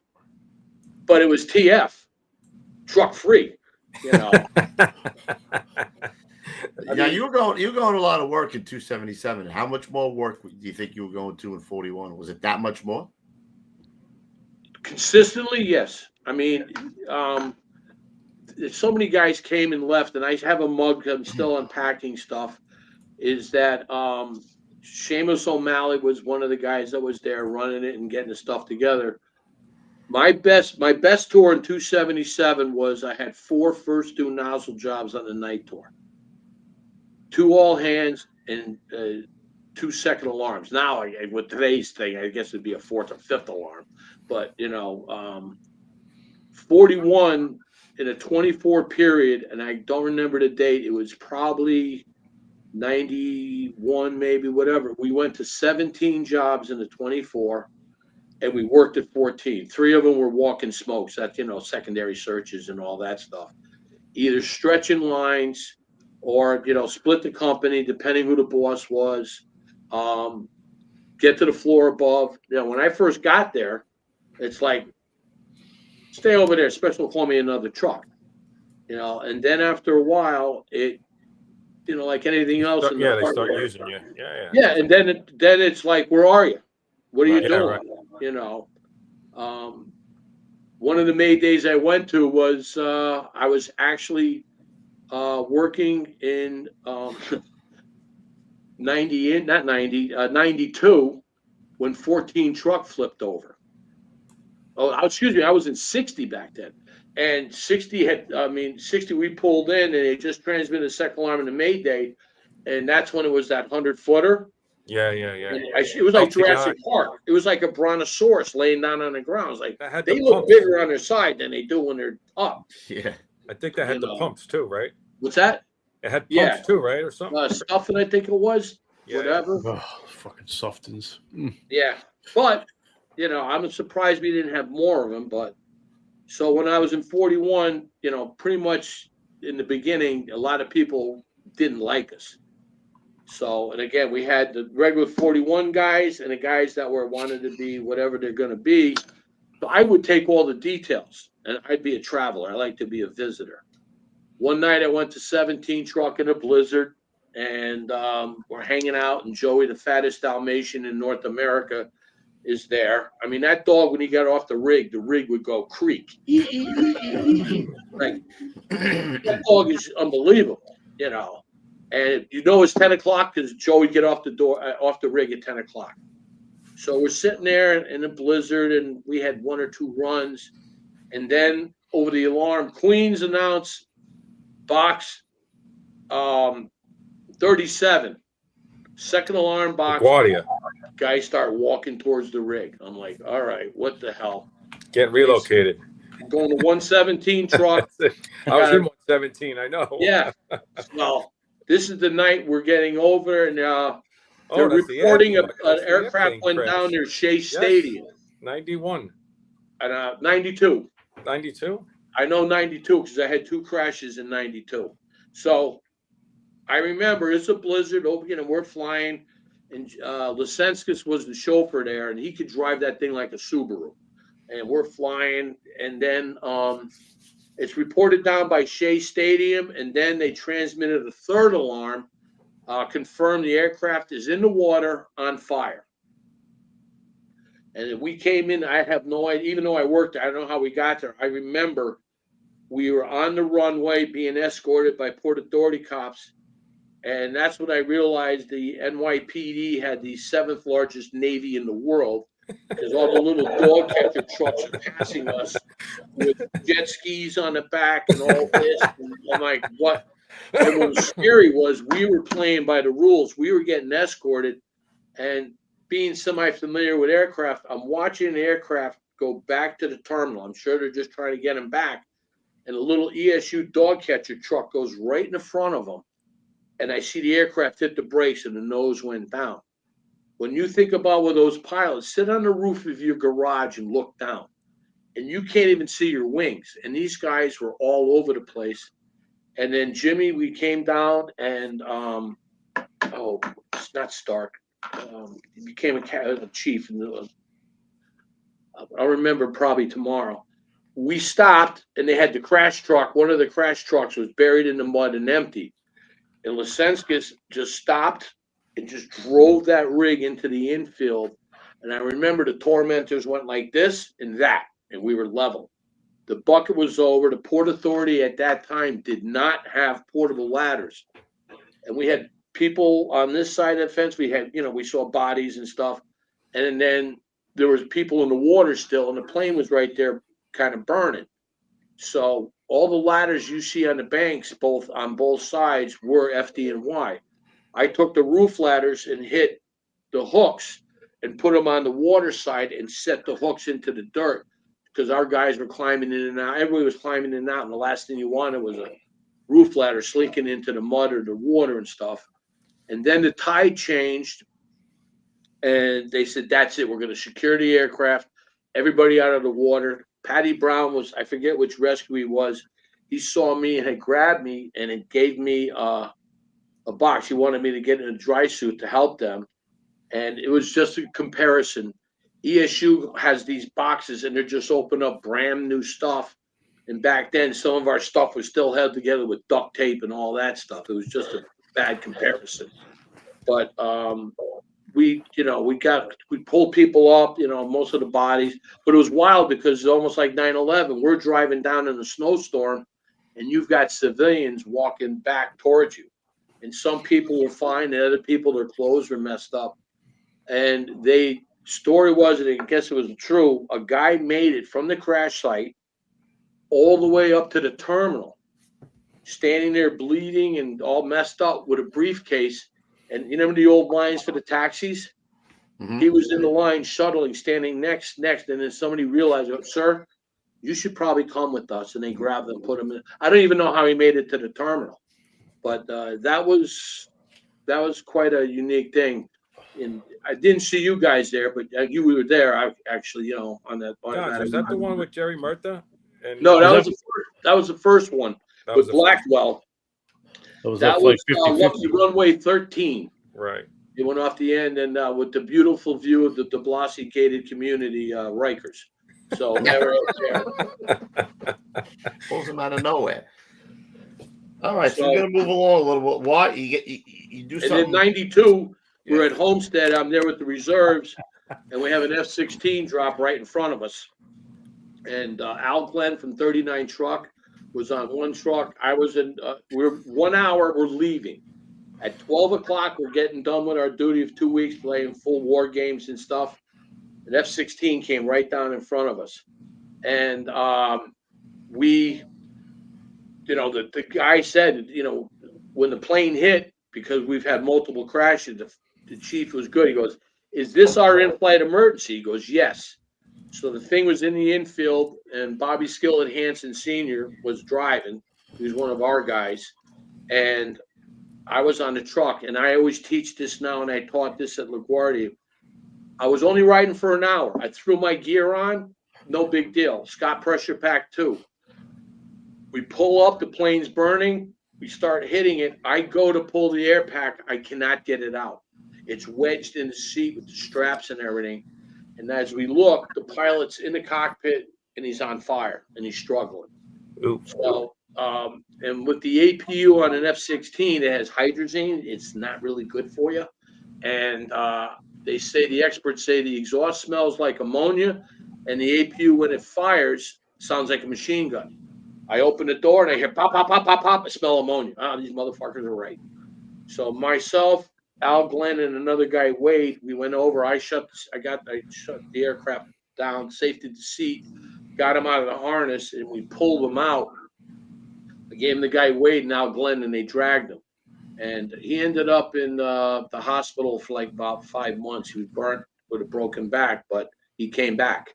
So that's why I know 92 I had 2 crashes. And then one other thing I always forgot is I knew the FDNY was on the level about my second year when we had the Bushwick Telephone Company fire. You guys hear about that one? Part 6. The telephone company fire was PVCs, not PCBs. So we had 44 units, 1,000 air bottles from 3 boroughs operating, and it was in all hands. And they had the second source. Yeah, second source. We used over 1,000 air bottles, held it in all hands. They were worried it was going to turn into another. Huh? Nothing. I was just getting comfortable. Oh, all right. Sorry, I'm boring you there, jackass. But I forgot about that's when I knew the job was on the level because, I remember Tommy Dunn coming out and goes, "Where's the Red Cross? Where's the Salvation Army?" Nothing. In Bushwick Avenue looked like a volley parade. There was rigs everywhere. And again, we were cutting cables and stuff, but they were worried that it was going to be PCBs instead of PVCs. But, and O'Hagan, they said, Ex-Chief O'Hagan's on the scene. They kept talking about that, like, okay, what's he gonna do? You know, and they were worried again that this was gonna turn into a giant disaster. So, and Mike Thomas is asking, did you at Engine Company 60? Did you work with John Rohr Jr.? I believe I did. You know, 60 was, you know, 60 and 17 was a great place. I have one of Billy Larkins's mother's green berets, handmade, you know, for the parades. You know, 83 and 29, those guys were awesome. They, you know, they had their dog, and then 52 and 52 had their dog, and I love the name, Rabies. So that was always good. And then that neighborhood out there calling it Rabies, and the locals loved it. So where do you want to go from here? You get promoted. Goes and studies, Ruff. Guys go see you fire up the yin yang, and he studies. Well, and that's a double-edged sword on that, because I was on a skin, possibly going to go to 2. I had already met with Downey, and after yeah, well, the sniper attacks later, but I was going to go to Rescue 2 on a skin, possibly. And if I stayed in 41 and didn't get promoted, I don't know, because, you know, 2 and 41 got wiped out on 9/11. So I kind of say that, you know, my wife letting me study might have saved my life, you know. Yeah. And there was another command decision I made on 9/11, either go to the site, because I always had shit in my car, or go to the firehouse. And as a dopey lieutenant, I decided to go to the firehouse, and that, you know, who knows, might have saved my life. So I got promoted, and, you know, it was a little bit of a change. I said, I'm not going to go south, so let me go north. And Division 7 was doing okay in fire duty. And I started watching around on where I want to go, because, you know, I'm still a BOP lieutenant, you know, and the division was great. And I always used to take every god awful detail, because I always got paid with, you know, Vinny DePippo, Gary Valentino. They would bless me with a long stay in 38 truck, 88 engine, 46 truck, you know. So I would just take the details, and like, I'm supposed to go to 42 engine one day, and Gary Valentino calls, and you know that voice. Hello, Lou. Where am I going? 242. I'm like, I didn't even know we had one of those. Where the hell is that? You know where the Verrazano lands in Brooklyn? I go, yeah, right there. God. Hour and a half in the morning. I left at like 6 something, and I was there in an hour and a half. So I meet, and I don't want to stereotype Staten Italy, but I relieve this lieutenant. He's got the Mr. T starter kit. Hey, how you doing? Like this, the sleeves here, all bit. And I watched him walk out the door, take a right, and he's home. Home. I'm like, okay. 2:30, he comes in and throws me out. He goes, where do you live? I said, I live in Westchester in Pound Ridge. He goes, oh my God. Go. 5 hours to get home that day, and it was just fine. 5, you know, my chopper was in the shops and all that stuff, but I mean, it's like, you got to be kidding me. Help me out, brother. Help me out. Yeah, well, I mean, but then, you know, after stuff like that, I would call and I just give them a tickle on the side, and I would get stuck in, you know, 33 truck for a while, or, you know, 75. That's not so bad. And then I was still doing 24s at the base, because we worked the weekends and stuff. And we had a ton of New York City firemen in our unit. Jeff Cool, Jeff Daniels, Sean Cummings. I don't know. You should get him. I know Shawnee. Hey, Shawnee. Oh, for fuck's sake, I know it's Shawnee. Shawnee. Oh, shit. Oh, shit, Shawnee. Yeah, I have Patty Vogt from 55 Truck. Oh, what else? Bobby McMonigal was in 83 and 29 in the war years. So I'm going to tell this, my favorite Sean Cummings story. We got brand new kids, 15-something civilians coming from every unit on the base, and they want to see what they want.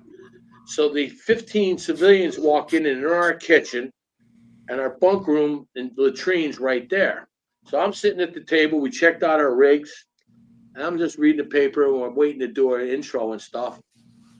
All of a sudden, the door opens out of the latrine, and Cummings comes dancing out and he has a Danish on his pecker. And with his brogue, he's like dancing around going, would you like a bite of me Danish? And these kids are pressed right into the wall. And he's going around and he's going around and he comes out and I put my cup of coffee down. I put the paper down. I slide the Danish off. I take a bite on it. I slide it back on. I look up, the room's empty. Every one of them left. The place should be fucking Danish. Oh yeah, would you like a bite of me Danish? You know. Yeah. So I mean, we had way to get rid of them. We had a ton of good guys up at the base. We're all firemen, and we trusted everybody. You know, and plus we were going to Newburgh for fires.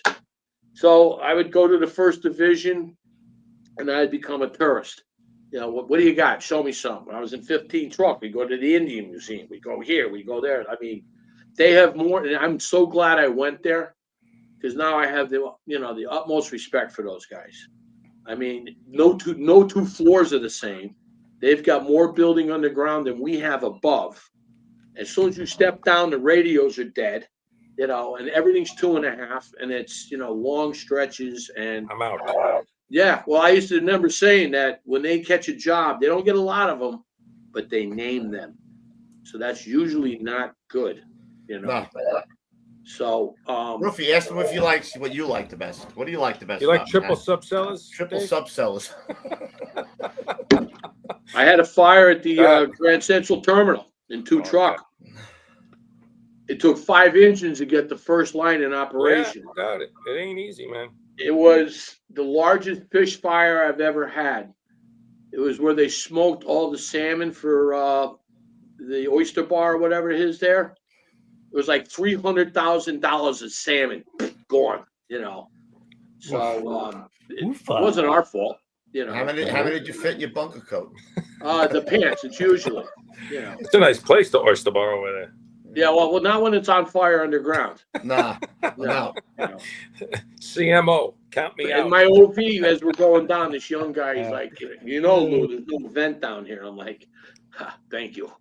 Start breaking into the restaurants. Let's find every extinguisher we got. We're going to be down here for a while. So we were stealing dry chems from every place we could and just get down and hitting it.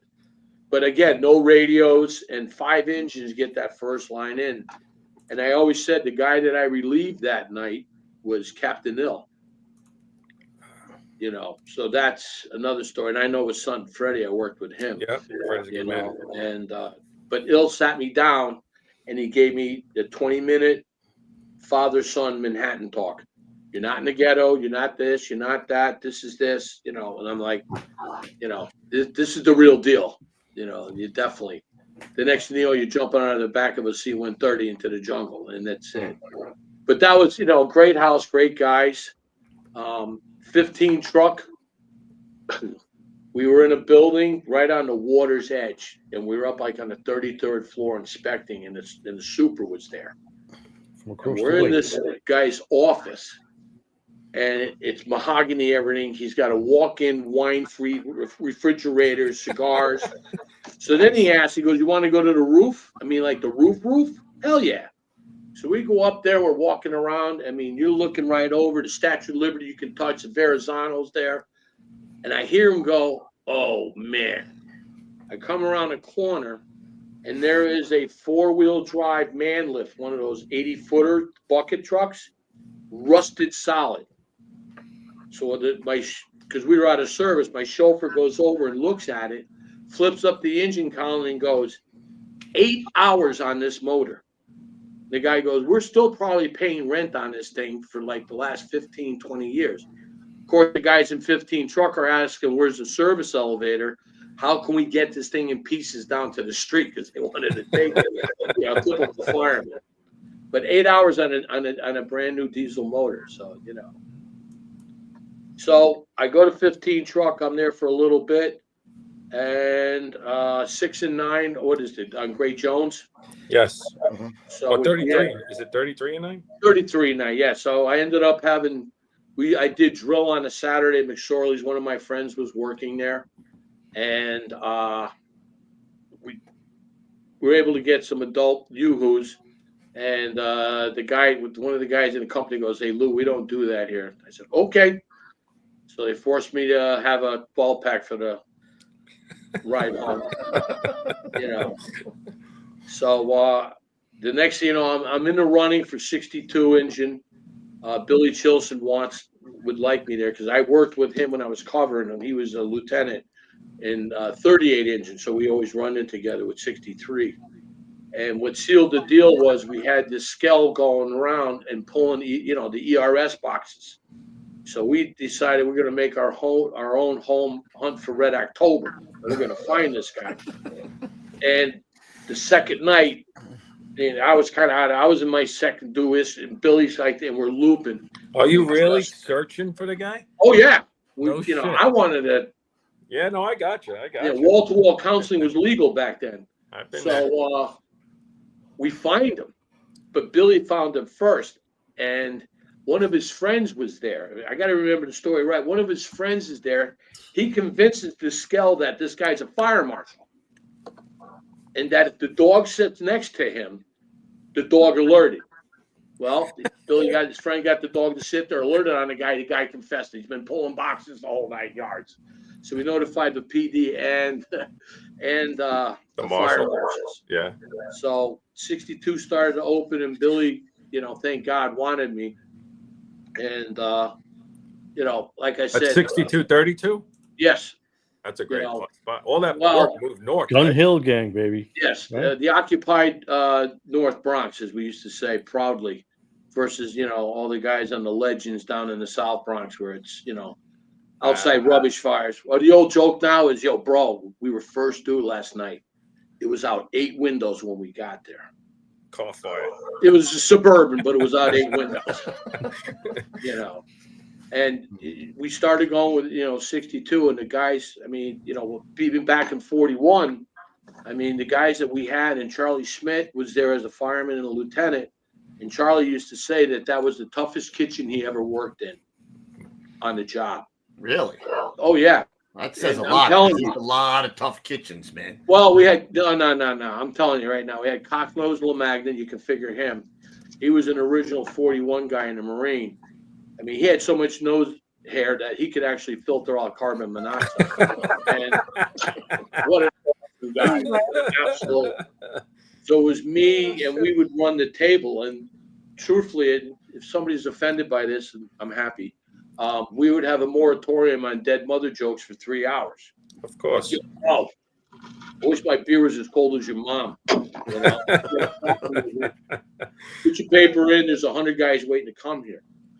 And so I walked in one day, and this is how the origin of Boar's Head happened. A certain member, I will remain anonymous, and you walked in the kitchen from the apparatus floor like Mogadishu. You didn't see guys; they were shooting. You were, on. So I come walking in. Jerry Murtaugh's working overtime. He's sitting in the kitchen. So I start giving him love notes, and out of the right side, a certain member said something about my wife, April. And he's barrel-chested and smokes a cigarette. And I walked up to him and I go, really? Really? Coming from you, that means so little. From a man whose wife uses a manhole cover for a diaphragm. And he started spitting. And well, fuck you, you boar's head looking motherfucker. And that night there was stickers on my locker, on my helmet. My wife got involved with all this stuff, and so it's been boar's head ever since. Somebody, when I was in 277 112, they found out what I did in proby school, and somebody called me Rambo. When I was in proby school, they're pushing us through the mass confidence course, and now they're starting to hang you up. So the first time they hung me up, I just went back, I grabbed it, and I pulled it. Well, the instructor that had the rope wasn't wearing gloves, so he got a nice burn across both hands, which put a mark on me. So now I'm going back in, and this time they really jammed me up, and I leaned back, and I happen to have this, which I've carried my entire career, K-bar. And he goes, whatever you do, don't. And I just cut it, continued on my way. So I've had this K-bar since I was in the military. And even when I was working, I had this on me every place I went. You couldn't see it. That's the purpose of carrying it. So I had the K-bar. So that's how they said that. But, that's Rambo. what I learned. Well, then Bobby Bloom nicknamed me Pig Monster because he started messing with my nose. And then, Ira Thorner, the ham-eating Hebe 112, he came up with something I forget. What? Oh yeah, it's true. He knows. No, what was his name? Ira Thorner. Oh, well, you had a nickname for him. The ham-eating Hebe from Brooklyn. Hammy the Heap. The ham-eating. I'm not going to take many questions, but I'll take this one because this guy says it's the funniest story ever. Ask him about the Santa. Oh, shit. Howdy doody, McAllen. How are you? I'm going to bring him up at 9/11. Yeah, well, I was Santa, and it was like a velour suit. I don't know if you've ever worn one of those. It's very nice. Slippery. Oh, yeah, it's very nice. Especially Don't go down the pole with that. Well, the kids are all there. Oh, no. Oh, yeah. Second floor, right next to the house watch. I got the bag of stuff, and the bag gets stuck. So I give it the old Grinch shove once, twice. The bag pops down. I wrap, and the next thing I know, I see the house watch go by. And I'm on the ground, and I hear kids crying. Somebody's got it on video. I could make 10 grand with this. And then from the distance, it's like, is Santa dead? And I bounce back up. Ta-da! I forgot about that. An embarrassment. No, and I was sober. I was going to say you had to have a few. No, I was sober. I'll give you one more. What's that? I'll give you one more. Procaccini sent this one, and I told him I wasn't going to do it because he's got to sign up for the membership, the cheap fuck. But here you go. How about the time they turned the clocks ahead for the guy that was leaving it for a trip at 62 engine? Oh, well, we did that at the base too. We turned the clocks ahead. Oh, I just thought of 5 more things. Yes, he was late. And did every clock there. I mean, you got the microwave, you got every clock there is that we want to mess with guys. We have too much time. Well, the guys, seriously, if they spend some time studying versus screwing around, we'd all be chiefs. But like I said, we took the test for bravest, not smartest, and we did that also up at the base, this guy Reimer, and he'd go to bed like 6:30 at night, and he lived, I don't know how many hours away. So we let him go to sleep, did the arm drop, hit him in the head. He's out. All right. We have guys making breakfast. Guys taking a shower, guys vacuuming, doing committee work. The only clock that we didn't mess with at the base was the Zulu clock. That was the only one. He gets up and says, "Oh my God, I feel like I didn't even sleep." He did. It was like 45 minutes. And then we did a freight train on a guy when I was at Homestead. We never knew of this thing, sleep apnea. So this guy, Gary, God rest, I think he's still alive. Gary. He was a chauffeur in the rescue. He had assigned positions where you slept in the bunker. We had 30 guys on duty. You want to talk about screwing around? So he would do that.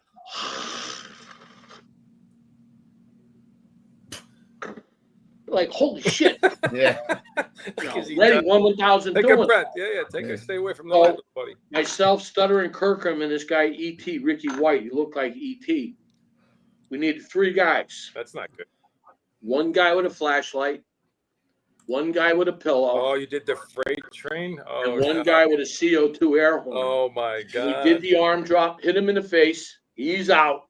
1,000, 2, 1,000. Ready? Gary, wake up. Look out for the train. Here comes a flashlight. Wah, wah, and we hit him with the pillow. The next thing you know, we smell mud. Ah! We drew mud. Come on. I swear to God. Oops, they did that to a guy at 290. Yeah. And they videoed it. Of course they videoed it. They videoed it. It's still one of the funniest things like they got It's hysterical. In my entire life. The fear that somebody has when they're dead asleep, and then you put the Scott bottle on, it's like full blast, and then people Or when a guy you can't see anything.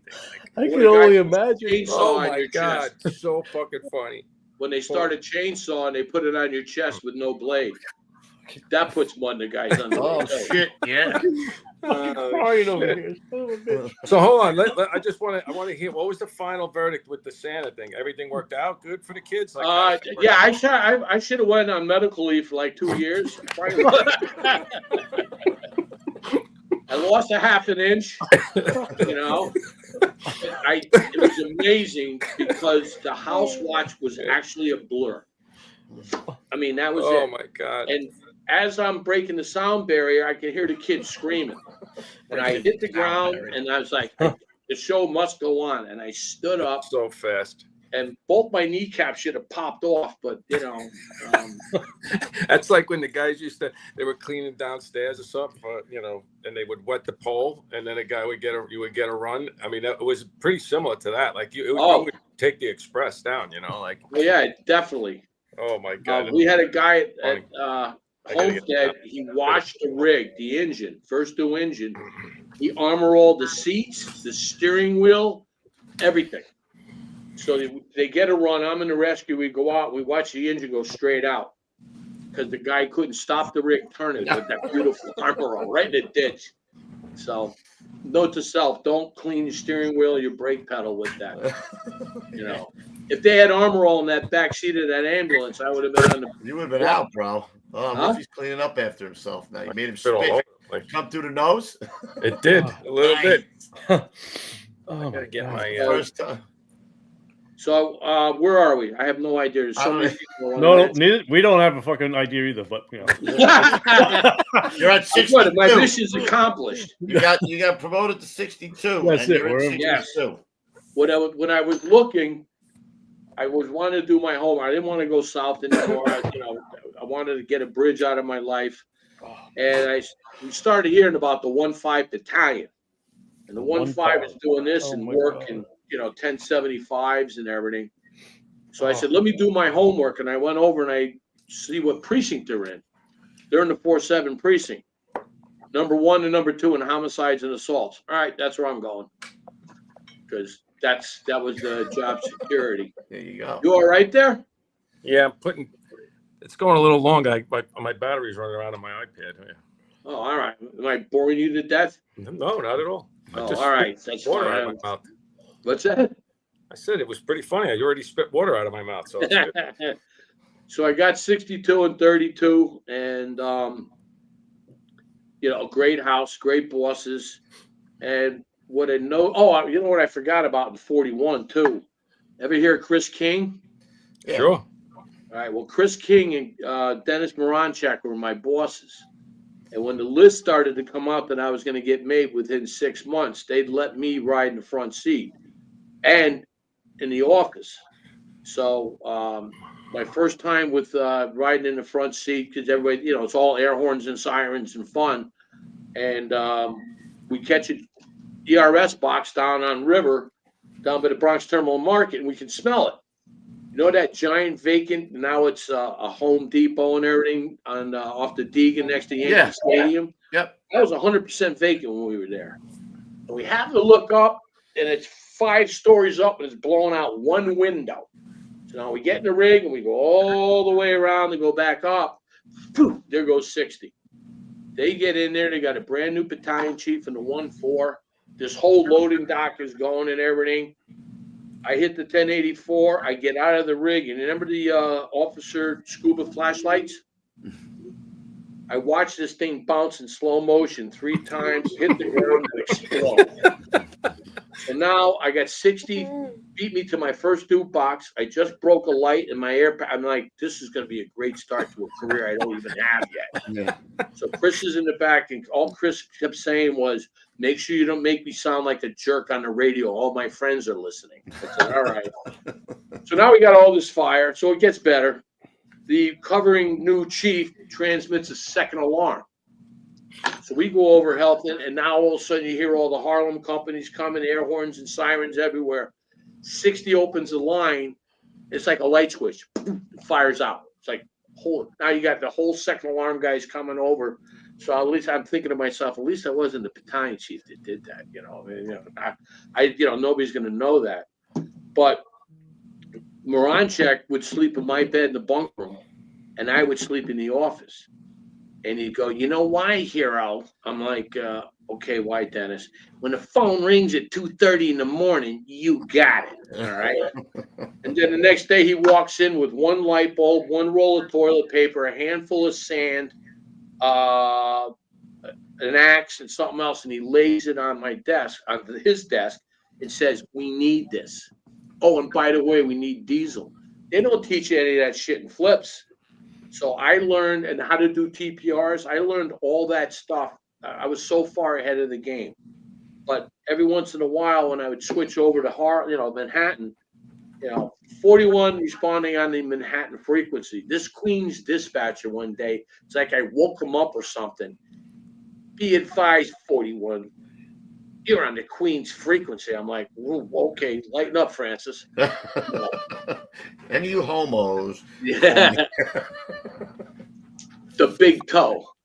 So, and then we had the new dispatchers. I mean, I grew up with Beef and Doc and Kevin Kelly and all those guys. And back in Brooklyn, these dispatchers, there was no GPS or anything. They would tell you. Oh, yeah, make a radio. All units responded to Brooklyn Box 914.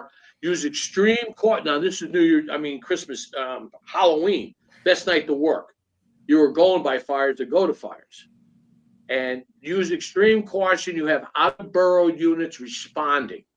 And we slow up. We're on Gates. We're going to go over Bushwick into down by 111. And guess who goes by? Warren Fuchs. 42 goes by. So it's like two special. He's telling you. Hey, they're green like us. The only thing missing was hockey helmets. Like, look at us. And then one of the guys, I asked, where's 42? I goes, because it was amazing that how little we kind of knew about our own job sometimes. Buffs knew everything. 42, it's in Manhattan. Oh, okay, whatever. But they're green like us. That's all we cared about, Two Kermit the Frogs, But those dispatchers were awesome. They could, guys getting relocated, going to 283 or something. All right, where are you right now? Yeah. Are you by the Wendy's? Yeah, all right. right. All the way down to the car wash.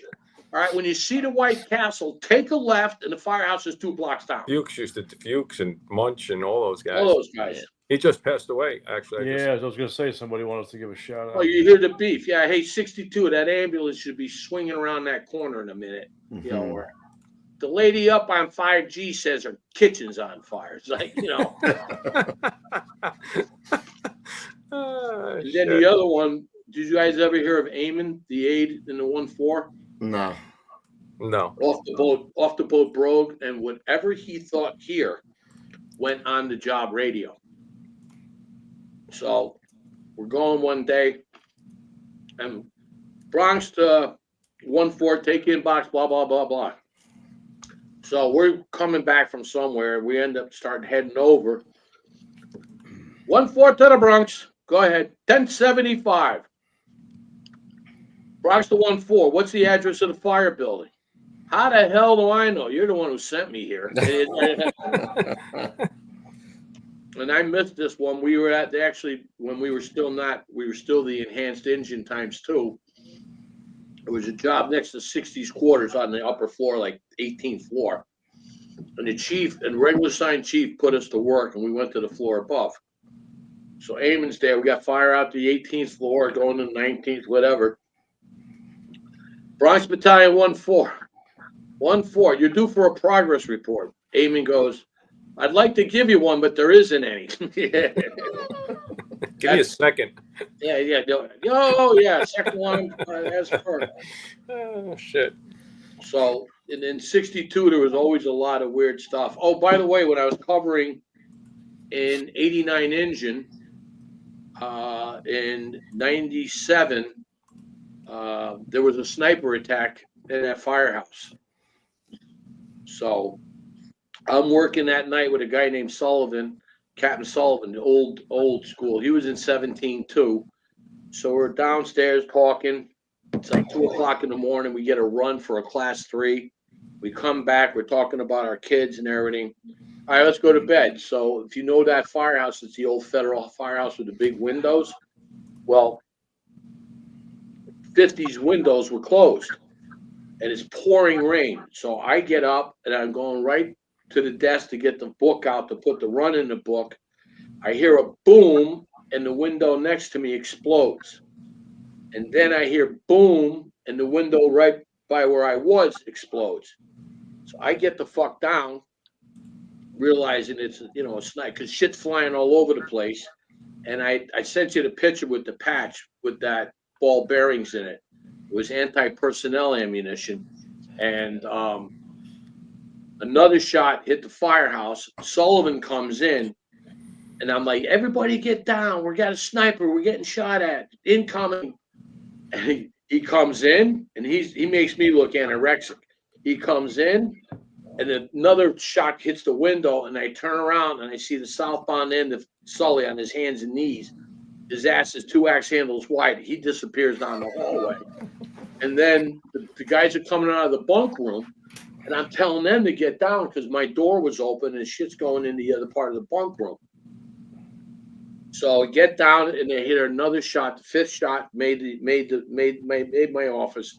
When I hit the wall, I broke these teeth here, and I'm like, the only thing I can think of is my M16 is locked up in my position up at the base, because I would have loved to light this prick up. You know, I had nothing. What am I going to do? Shoot staples at him?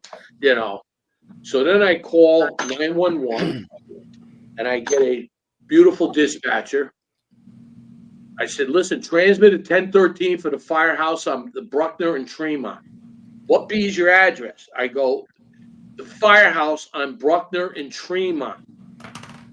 She goes, what bees? I said, the only fucking firehouse on the Bruckner and Tremont. Well, you don't have to get nasty with it. Transmit to 1013. Click. So now I find out later on, right down the corner, St. Raymond's, there are 2 cops cooping in their car, and they hear the shots. And like, whoa, somebody's having a bad night tonight because I talked to the cops. And 1013 in the confines of the 4-5 precinct, these guys throw their papers up. They come in, and I ended up talking to the dispatcher. I don't know if it was Doc, I forget. He goes, what do you, that's one of, each one of those were in a shotgun shell. So there was like 40 in each shell. These It was were like buckshot. well, they're ball bearings. Yeah, that's what they are. You know, it's anti-personnel, and these things were ricocheting all over the concrete wall. How I didn't really get hit is amazing, you know, especially with this fucking head, and trashed the whole place. So then I'm talking to I think it was Doc, and I said, listen, what do you want? I said, I want FD, I want PD to get the division here. I want an ambulance. I want a fireboat. I want everything here, you know. And so the 2-0 shows up later on, and I got glass all over me, and I'm bleeding and stuff. And every time I breathe now, I'm getting cold air on my broken tooth. That's awesome, you know. That's gotta feel nice. So I go downstairs, and I don't smoke. I had a cigarette. And you know, I really was going. I could have gone for a beer, but I just took a cup of coffee, the cigarette, and then this covering 2-0 guy comes in, and first words, he comes walking right up to me, and he goes, "Where's your shirt? Don't you know the division's coming?" And I had lava coming up to here. And to this day, I'm still pissed that I didn't cocoa butt this guy and drive my forehead into his head. I would have dropped. I'm like, are you fucking not? How are the men? How are you? What happened? Where's your shirt? That's the first words. Oh my God. I was more mad at that guy than the guy that tried to shoot me. Did they catch the guy? Eventually. What was he doing? That's a whole. Every one of my stories is 5 days. What was he doing? Just putzing around, shooting? Like what was he doing? He had a grudge against firemen. And he lived 2 blocks over, and he was waiting because he had an issue with a bunch of guys that were off duty at the bar in the corner, right on the Tremont, right there, the little bar. Well, all the guys in that bar, none of them were from that firehouse. Yeah, right. I got you. So I'm thinking, all right, which one of you guys screw around with somebody's wife, somebody's daughter, whatever else it is? If you're getting laid, let me know. Whatever else is going on, and reverse that night, we got relocated to 79 engine because the locals had finally figured out with a nail how to break into the custodian hydrants. So now that multi-million-dollar program is in there. 79 was, and 75, all their hydrants, and I can go on to that story later, but we were up there while we're relocated. 50 truck goes on the highway to Hutch with 97 engine with the dog catchers, ESU and all that. And there's a big argument. 97's engine was blocked by the dog catcher, the big ESU, Winnebago.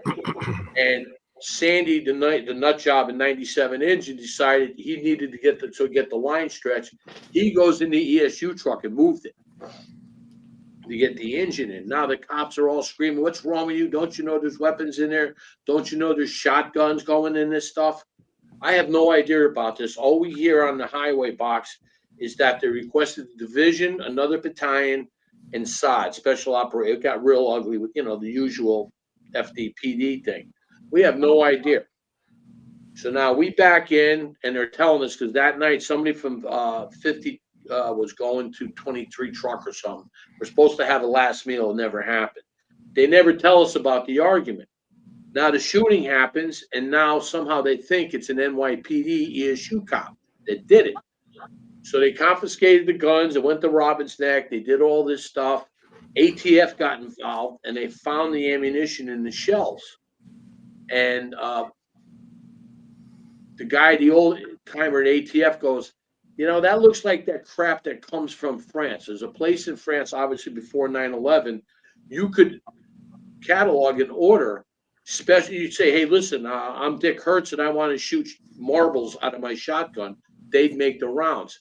They traced it to that place in France, and they said, Wow.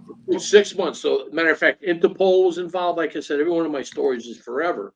Interpol got involved, and they found out about this place that went to Oswego, and Oswego shipped one to someplace else and one to, I think, not Bailey Avenue, Baisley Avenue, 2 blocks over from where. So they got the information on that. They the marshals that night and the cops called me later that night.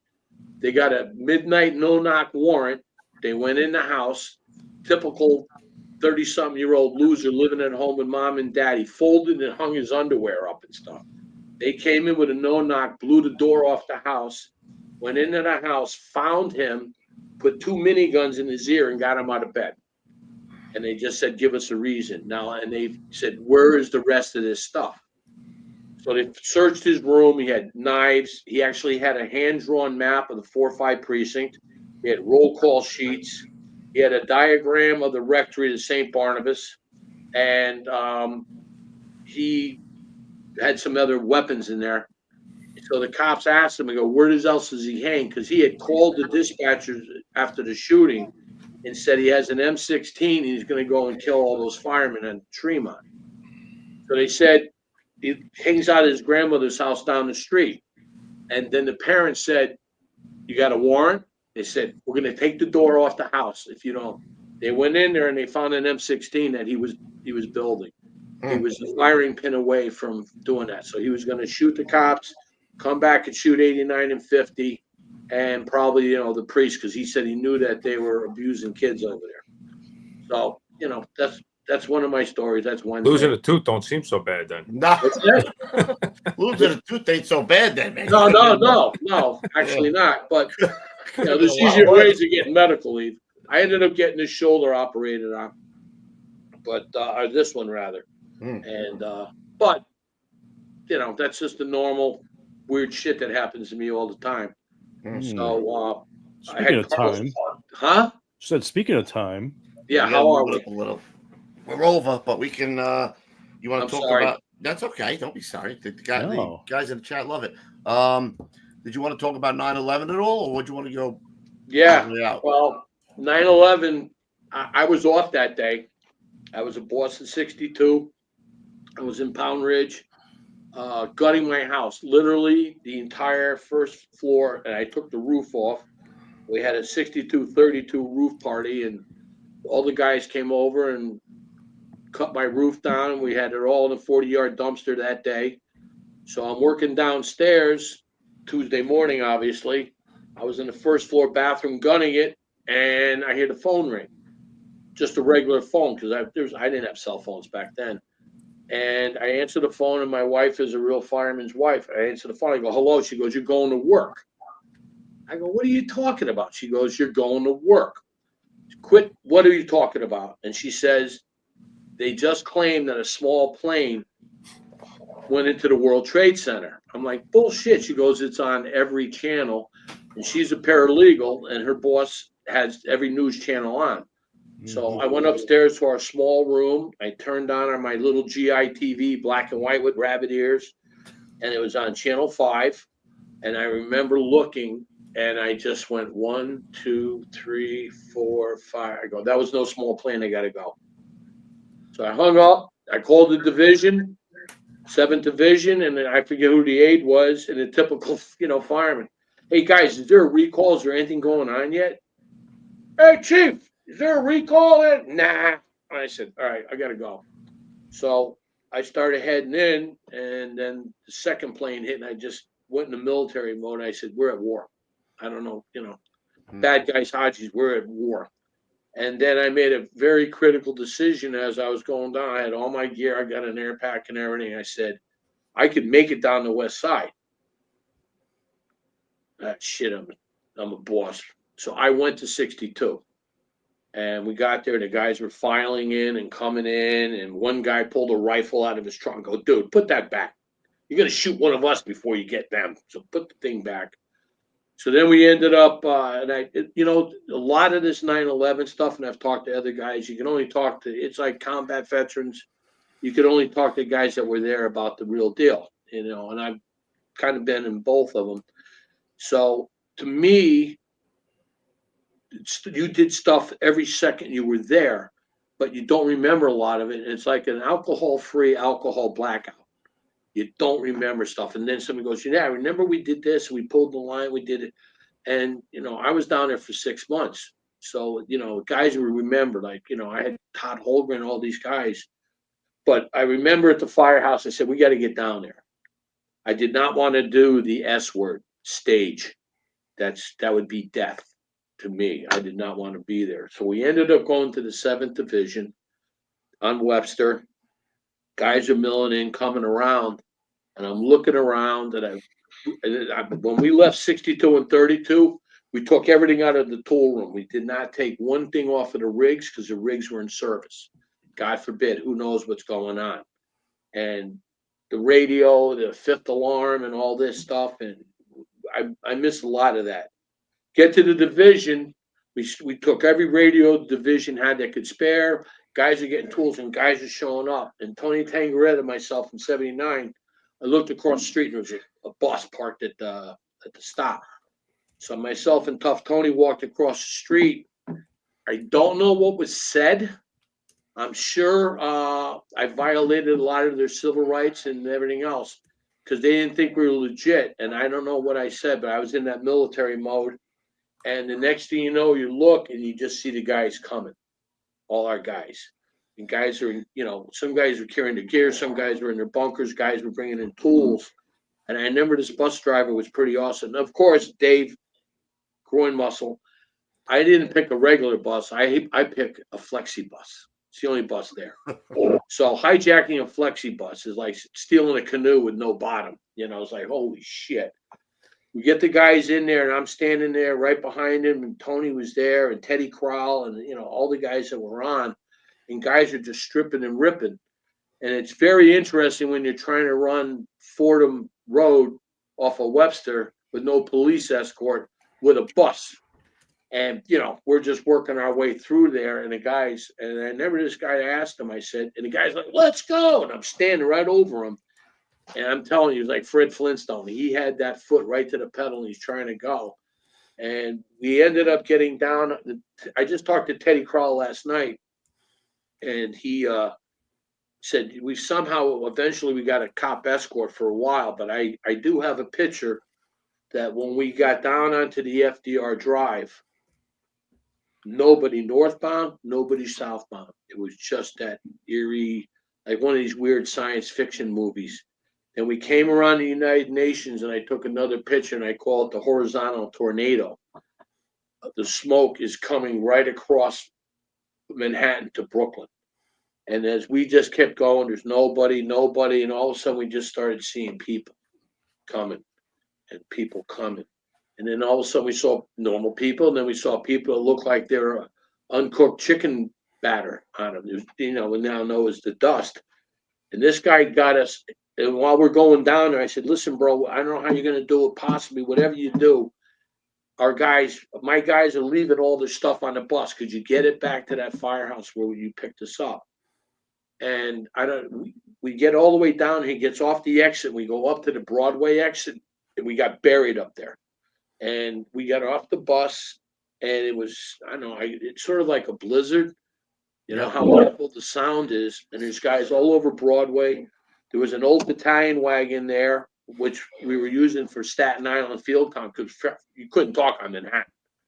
And at that time, we realized we were coming down from the 27 Battalion. I had John Flanagan from 62, and his brother from 79 was on with us. They're both legacies. Their father died in the line of duty. So I made the decision, like Sullivan brothers, we're going to separate. Glenn can go to the pit. I left John with the battalion wagon, God forbid. And then Mike Gaffney, myself, and Greg Grella, Woogie, we start walking, and his chief came out. And he goes, I got an engine company in trouble. I need help. So we grabbed some stuff, turned around, gone. Couldn't see him. So I have no idea where we are. And, you couldn't see. It was the nuclear blizzard. But I've never later finding out, we were going down Liberty Street. I never even realized we went by 10 and 10. We took a right, and you could feel heat. And the next thing I remember, I went by an engine, was hooked up to a hydrant, and was fully involved, just burning. And there was not a guy around. There's like a Stephen King novel. And we were going down. We found every time we went further, it just got worse. And there's a picture that you have. We were in building 4 and 5 before it was burning, and guys came up, but that's the other one with the rig. Gotcha. The engine. So every hydrant was not working, that rig. And we're coming down, and we left building 4 and 5 in the back, and it was, palm trees and all kinds of shit. It was Manhattan. And guys came out of the basement. They were bringing somebody, goes, that's it. Everybody out of this place, we're done. So we kept walking down the street, and we found this rig. It was running, and I had Captain Mike Peepers Gaffney, who makes MacGyver look lame. And we found this rig, and we figured it was airlocked. Once we got air going into it, we could release the brake. Because I went down to the corner, I found a hydrant that was working, and Mike reached in. I don't know how he knew it, but he went in underneath the driver's headlight, punched it out, pulled out all these wires and tubes and everything. Had an air leak, so I gave him a golf tee out of my helmet. He plugged the air line, and he got in the cab, kicked out the windshield because it was shattered. We brought the rig down to the corner, and while we're trying to hook up, another crew showed up, and they started assisting stretching lines, and there was an abandoned tower ladder up the street from this thing. That's where I found duct tape, and we duct taped the airline, and Mike got it running. And then I also have pictures, but it's running late. The tower ladder is actually putting water on 4 and 5 from that rig. So I think technically we had some of the first non-fire boat water on fire. But that's, Mike fixed that rig. Then we walked around the corner, and it just steadily got worse. By building 7, they told us building 7's off limits, and the ground was shaking. Like, what the hell? The ground shaking. The high-rise glass is popping out from the fires, hitting the ground. So you got glass 3 inches thick hitting the ground and shaking. And we, it was off limits. We came around the corner, and I always forget the commander of the 3rd Division, Italian name, great guy, funny guy. From who? 3rd Division commander. What the hell? I lose because I caught some good work with him up in the Bronx. Casabiri? No, short little guy, Italian, round. Visconti? Yes, thank you. He's on the radio talking, and I hear a voice, and I said, he's talking to Jay Jonas. And Jay is beyond furious that, nobody can come and get him because he knows exactly where he is, bam, bam. He's got the guys with him. And because as big as our job is, we know guys' voices. The next thing I know, I hear Captain Tizo. And I'm thinking, oh my God, 3's okay. Ralph is there and Captain Tizo and the guys, not even thinking that he's just like us. He came from home. So again, and I saw 41 and it's, the rig wasn't that bad. So in your mind, you're thinking, the guys are going to be good. And he was talking to Jay and I looked at, Nick and I said, what do you need? He goes, now we got enough guys. Then I heard Al Fuentes transmitting to Mayday because he was trapped in a car, the Marine car. Mm-hmm. And Al was one of, I was fortunate to work with him. He was a covering lieutenant in 112. And he was trapped. And it just steadily kind of just as we kept going. I remember I took the guys, I said, we got to go to the water. It's got to be better there, because we were saving our air for the rescues that never came.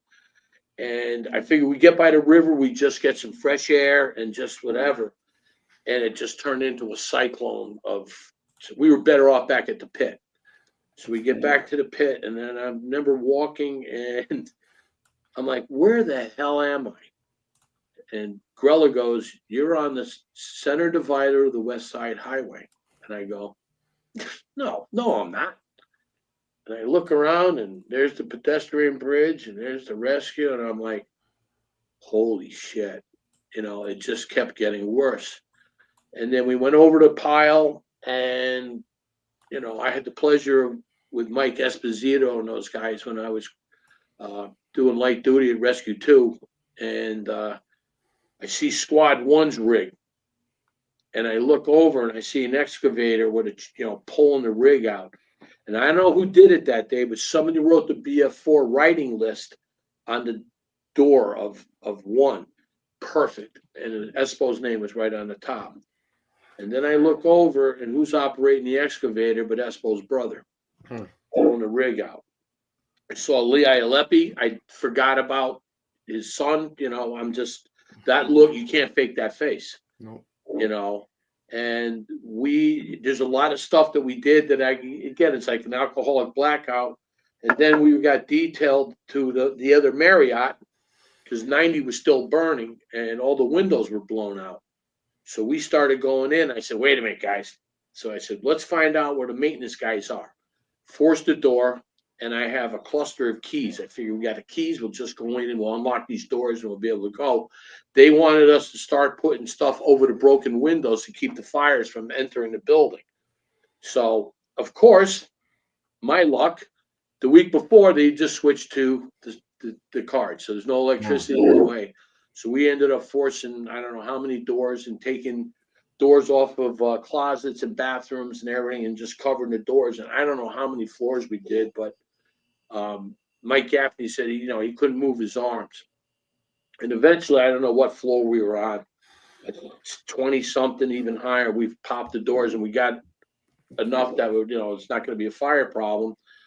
And we just sat down in the bed. And I remember every room that we went in, because that's a high-end hotel there, they had the locked refrigerators with the airline booze and everything in there. And it always registered in my mind that the only thing missing out of those refrigerators was water. Nobody even drank a soda. It was just water. So, that was the real legit deal. And then we ended up making it to the roof. And it's the only picture I ever took of any body parts. But on the roof were airplane chairs, seats. I kind of know what they are. And then there was this roll of gravel with just flesh and everything in it. So that was a body part that hit, I don't know how far apart. And, I let the chief know we had that roof there. So now, I don't know what time it is. It's time to, we get the guys down. And I said, listen, guys, we can stay. We can sleep here. Or we'll try, I'll try and get us back. And they said, listen, let's go back. I said, all right. So I said, listen, the only thing I know that's a safe place is 1 and 7. We'll go over to Dwayne. I'll get you guys there and I'll try and find a ride. And so I brought my guys in, and that's where the French guys were. Mm-hmm. Hey, the French guy goes to Manhattan. I'm expecting a gorilla on roller skates to come down the street. It's Manhattan. Everything's legal here, And I said, all right, I'm going to go find a ride. So I went walking back out to the street, and I asked this cop, I go, is there any buses going back to the Bronx? And he went, oh, yeah. He knew less than me. So I go out there, there's nothing. Then I'm coming back, and there's an Army vehicle coming back. And there's like a salty guy driving and a brand new second lieutenant butter bar. And I just stop. I'm at the point, I'm done. My legs are bleeding. My belt on my work pants broke. So I'm miserable. Everybody knows I worked that day. And I stopped and I go, where the fuck are you guys going? Oh, we're going to City Hall to drop radios. What do you need? I go, I need a ride back to the Bronx. I got Spencer from 59 truck. He's got stitches. I got my guy, somebody else that can't walk. He goes, we'll be right back. Now the lieutenant goes, we got to get to the, he's a brand new lieutenant. I'm like, all right, listen. And I told him, if you don't come back, I'm going to kill you. And I stood there and I waited. It was like 20 minutes, and sure as shit, the guys came back, threw my guys into the vehicle, and then he asked, where you want to go? I said, I got to go to 43 engine, 59 truck. And the guy goes, 179 in Sedgwick.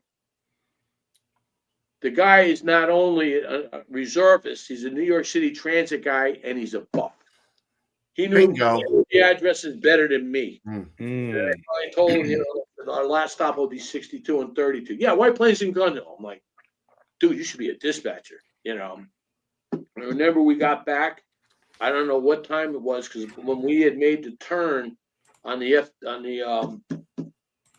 east side, I called my wife with Tony's phone. I said, listen, we're going in. I'll see you when I see you. And that was it. So we get back to the firehouse, and Captain Chilson's there, and all the guys are there. And he goes, you guys are all right. It's me. I go, yeah, we're all right, I guess, He goes, I heard you guys did a great job. And he points right at me, and he goes, call your wife. I'm like, all right. And then he goes, I got good news and bad news. Good news is you guys did a great job. Bad news is we're 24 on, 24 off. You're on tomorrow. So I remember there was a rig in the firehouse. It was the biggest engine I've ever seen. It's like this much between the wall and the mirrors. And I'm like, how did they get this thing in here?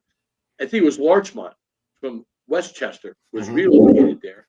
I remember going, just dumping our shit, walking upstairs, and Eddie McCallum was upstairs. And I just sat there and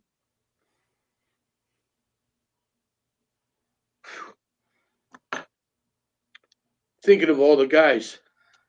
Because I remember when we were before we went in the motel, I saw Richie Ting, and he looks at me and he goes, Dave, they got Bobby. Meaning Bobby Hamilton. Yeah. And, he and I were like this. So I started talking to Eddie, and it was fatigue, exhaustion, depression. And Eddie just sat there and was the best guy I could talk to. And then I took the best shower I've ever taken in my life.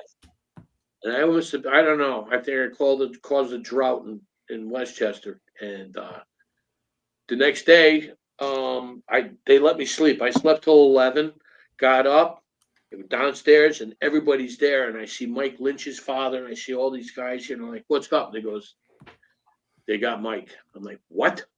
Yeah, they got Mike, because he was in 35 and 40. I go, they had video of them, him and John Ginley walking into the building, and Mike Lynch had the lead length. You could tell with the 2.5 roll up with the nozzle. And when I saw that video, it made me so proud, because these guys are looking up at both towers burning. And they just walked in. There's a security guy holding the door, and they both looked up like it's a gas leak on 18G.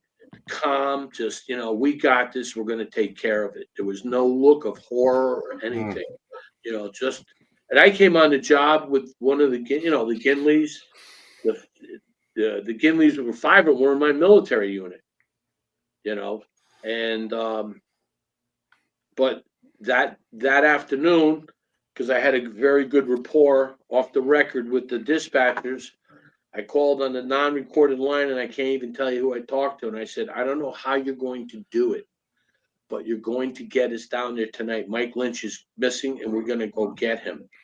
And, you know, much less the civilians and everything else. 6 o'clock, we got relocated to Manhattan. And when we pulled up, the company that we were relocated to was in quarters. So I said, guys, huddle up. We are now a stealth unit. We don't exist. Go in, take a leak, get some water. We're going down the west side, and that was it. So the picture the next day is what you saw me. We were standing there.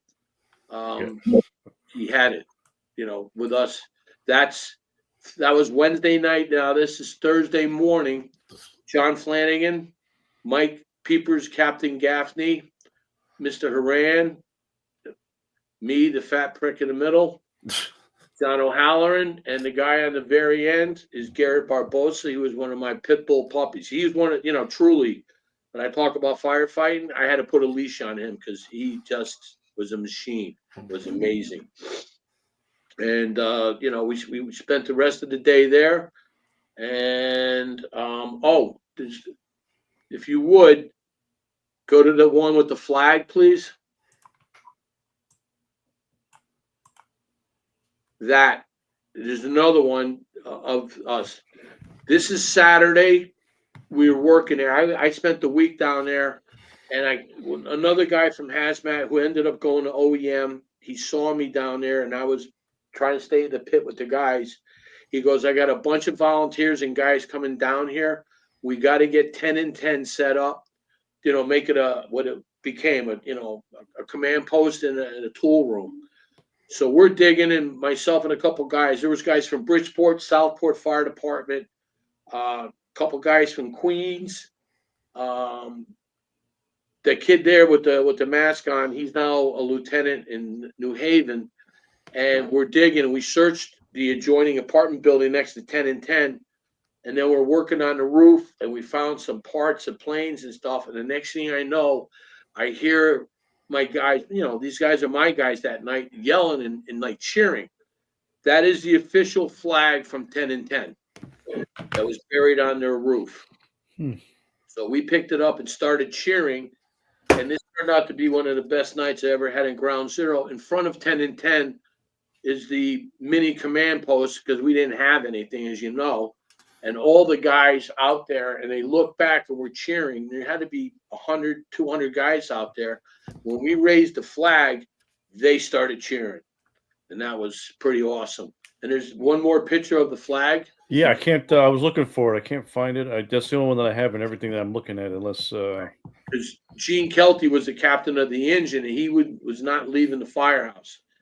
And we went downstairs. There's a picture of all of us. I sent it to you. You know, sorry about that. No, but we're on the roof of 10 and 10, and we have the flag, and we're giving it to Gino, and that's still hanging in 10 and 10. So that was one of the highlights. Proud day. Cool. Yeah, for sure. All right, we're gonna have to wrap this up, brother. So we're gonna have to go to the end of the career. Don't be sorry at all. No, it's all good. There's like 20 other 1,000 stories, but I'm sure we can have you back on. That's fine. So you retired in November 2006, correct? Yeah. Well, what happened was in 2005, I lost my brother. Self-inflicted injury, suicide. Married with 2 kids, and then almost a year to the date, my mom woke up dead from a broken heart. And family stuff started to do whatever. So I, decided maybe we should take care of this. So that's sort of why I left. Black Sunday happened. I was at the. Sorry about that. I was doing some weird shit. That's all right. And I have to say that day, being there the whole day, nobody hated EMS more than I did, but we did it. And I remember when that lead surgeon or whatever he was came out, and he's talking about Jeff. He's talking about Gino. And he said the reason these guys are alive today is that they did not receive another injury after they hit the ground, especially Gino with a internal decapitation. And I forget the guy from 41 who was a medic, and him doing the jaw thrust got him breathing. It's amazing. And then, and again, to say that, and then I was there with, we honor guarded the lieutenant out, and we're waiting. And the next thing I know, Jill Cool shows up. And guys are crying, and I'm there with Rooster from 27, and Jill came in, and we're all trying to do whatever, and Jill's finishing a cigarette, and she's looking at all the guys. She goes, let me tell you something. Jeff loves his family. Jeff will be fine. And I'm like, she was really beyond tough, And, if you had people like Winchell's widow, Diane, Jill, and my wife, we probably wouldn't need armies because they would just get the shit straightened out, But, I'm looking at all this stuff. I was with Joey D and Jeff Cool when he was at Helen Hayes. He threw us out one day. Myself, Keith Winchell, a couple of guys. Jeff's working really hard, and of course, making firehouse kitchen comments. Jeff got beyond. He threw us out of Helen Hayes. I've been thrown out of better places than that.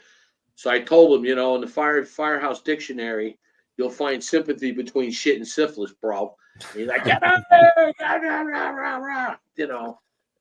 And then we used to spend time with Joey D when he got in the burn center, and they took his trach out. So he sounds like one of the Sopranos. So his father's up there with Chaplain Chris, and Joey's talking, and he goes, hey, guys, guess what happened this morning? What's up, Joey? I got boner. Oh, did I say that too loud? I go, Joey, just the other people in the wing of the hospital heard it. Yeah. I'm sorry, guys. So then Father Chris and Chief D come walking in, and Joey goes, sorry, Father. And the Chaplain Chris goes, son, there is no better sign that you're getting better than a boner in the morning. I go, holy shit, that sounds like a country western song we should print, So, but, and then Joe goes, it's appropriate that I got 61 pins and screws. Guess he was in 61. And I said, good thing you weren't in 270. Yeah. But all right, we got to do the old school tip of the day. Well, I got a couple. One is. Hold on, wait a minute. Don't jump the gun, buddy. All right. It's time for. No, we got it. It's time for the old school tip of the day. That's the music, baby. And there it is. All right. Hello, boys and girls.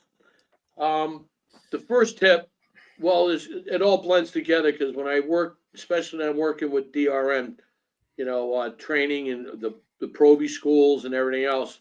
DRM also stands for doesn't require Mike. And the first one is, with all your advanced training, if you think you're in trouble, call the Mayday. Don't worry about, your balls being broken around the kitchen table. I always quote when I teach probies and stuff that the cops have the best saying of all.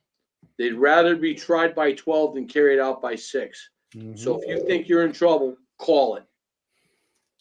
If you are in trouble and you're still conscious and have a wherewithal, how about you fully extend your waist strap, shove it between your legs, clip it, zip it down. You've now made your harness, which most guys can't do on the apparatus floor on air. So you did the Mayday, Mayday, Mayday, Russell with the Mayday. I'm lost, disorientated, and I'm packaged. Did I just save myself a round trip ticket? How simple is that? It's beyond something. The things that I'm going to show you are 2-minute drills, and the life you save may be your own. Put your waist strap on. Don't get trapped and entangled. As Vinnie Dunn would say, the leading cause of death for firefighters is getting lost and disorientated, which leads to panic, increased respiratory rate, everything else. If you think you're in trouble, call it. And the other thing I will say, guys, this is an urgent, and this is what played in the Vinnie Fowler fire in Queens. If you have the green line stretch in an operation in a house, the owner took the garden hose, took it down into the basement. How long did it take him to stretch the hose, go back and turn it on, go down in the basement, get driven out of his basement, and then find his phone and call? The good news is, with this delay, you're going to miss flashover. With the bad news is, because of what we're dealing with now, this lightweight junk, particle board I-beams, you are now in collapse time. So when guys stretch to the front door and in 5 minutes they end up in the basement, if you see that green line stretch, transmit the urgent, chances are you're walking into an ambush. Again, I have no problems then taking the window out and blasting the basement, because you got to know that stairs are gone and the ceiling is probably shot. So that's the old school tip of the days. And may the Swartz be with you. Bro, the first guy to bring props ever. It's the old school tip of the day. For sure. I like the props. Listen, sure. we got to have you on again, because there's I have one more. You can. What's that? If you go to projects, nursing homes, or whatever else, and you hit the 50 buttons and they buzz you in because somebody wants their food from DoorDash or their weed, if you take the nail out of your helmet, which I always cap, and you put this nail on the magnet, the door will close, but it'll never lock behind you. Mm-hmm. When I was in 62 especially, I wanted the cops in the building long before I wanted EMS. And that door will never lock behind you. That's all I got to say about that, Jenny. Wonderful. Excellent. Jenny. Jenny. I'm not a smart man, Jenny. Yeah. All right, guys, we got to do the old school health and safety tip. All right, here we go. The First Responders Center for Excellence is a not-for-profit organization dedicated to protecting the lives and livelihoods of first responders. Their education and research initiatives aim to bring greater awareness and understanding to the challenges to the health, safety, and well-being of firefighters, EMS personnel, and other first responders, too. They are an affiliate of the National Fallen Firefighter Foundation. All right, tonight's health and safety. I'm going to read this one tonight, guys. Regularly wash the inside liner of your helmet. Maintaining a clean helmet removes harmful contaminants to minimize your risk of skin cancer and precancerous cells on your forehead. 100%. Well, Mr. Dave, a.k.a. the Boar's Head, we got to have you back on because they are calling for it in the chat here. I don't know if you're watching that. I tried to put as many. I don't have a social media. That's why I couldn't reply to those woke-tards that were offended about fire. It's all good stuff. So they want you on for a part 2. So, but thank you for. Yeah, remind me about 36 truck. That was a good one. Well, we're gonna have a sit down, and I'm gonna write down all the ones that I gotta remind you of. But we will have him back. And a call to the bullpen to Mr. Dave Russell III. Gentlemen, coming thank on. you. Even though you did our podcast second, that's fine. I won't hold it against you. It's fine. No need to explain, Lucy. You're good. Choke yourself, pile. Choke yourself. No, not with your hand, with mine. God damn it. All right, guys. Who do we have next week? Did we say that? Fuckface. Oh, Fuckface Fagan. Next week, Fuckface Fagan coming on. Excellent. All right, guys. Louis lost power. Right. You were great. Yeah. Great stories. Louis lost power on his iPad or whatever the hell he's doing in the hotel there. So he will be back next week. Yes. Until then, guys, you know. Oh, he choked on his drink again. Yes. Stay low and go, fellas. All right, guys. Have a great night, everyone. Remember, we're rolling heavy. In South Florida. Hey, I was waiting. I don't know why. But anyway. All right, guys. Have a good night.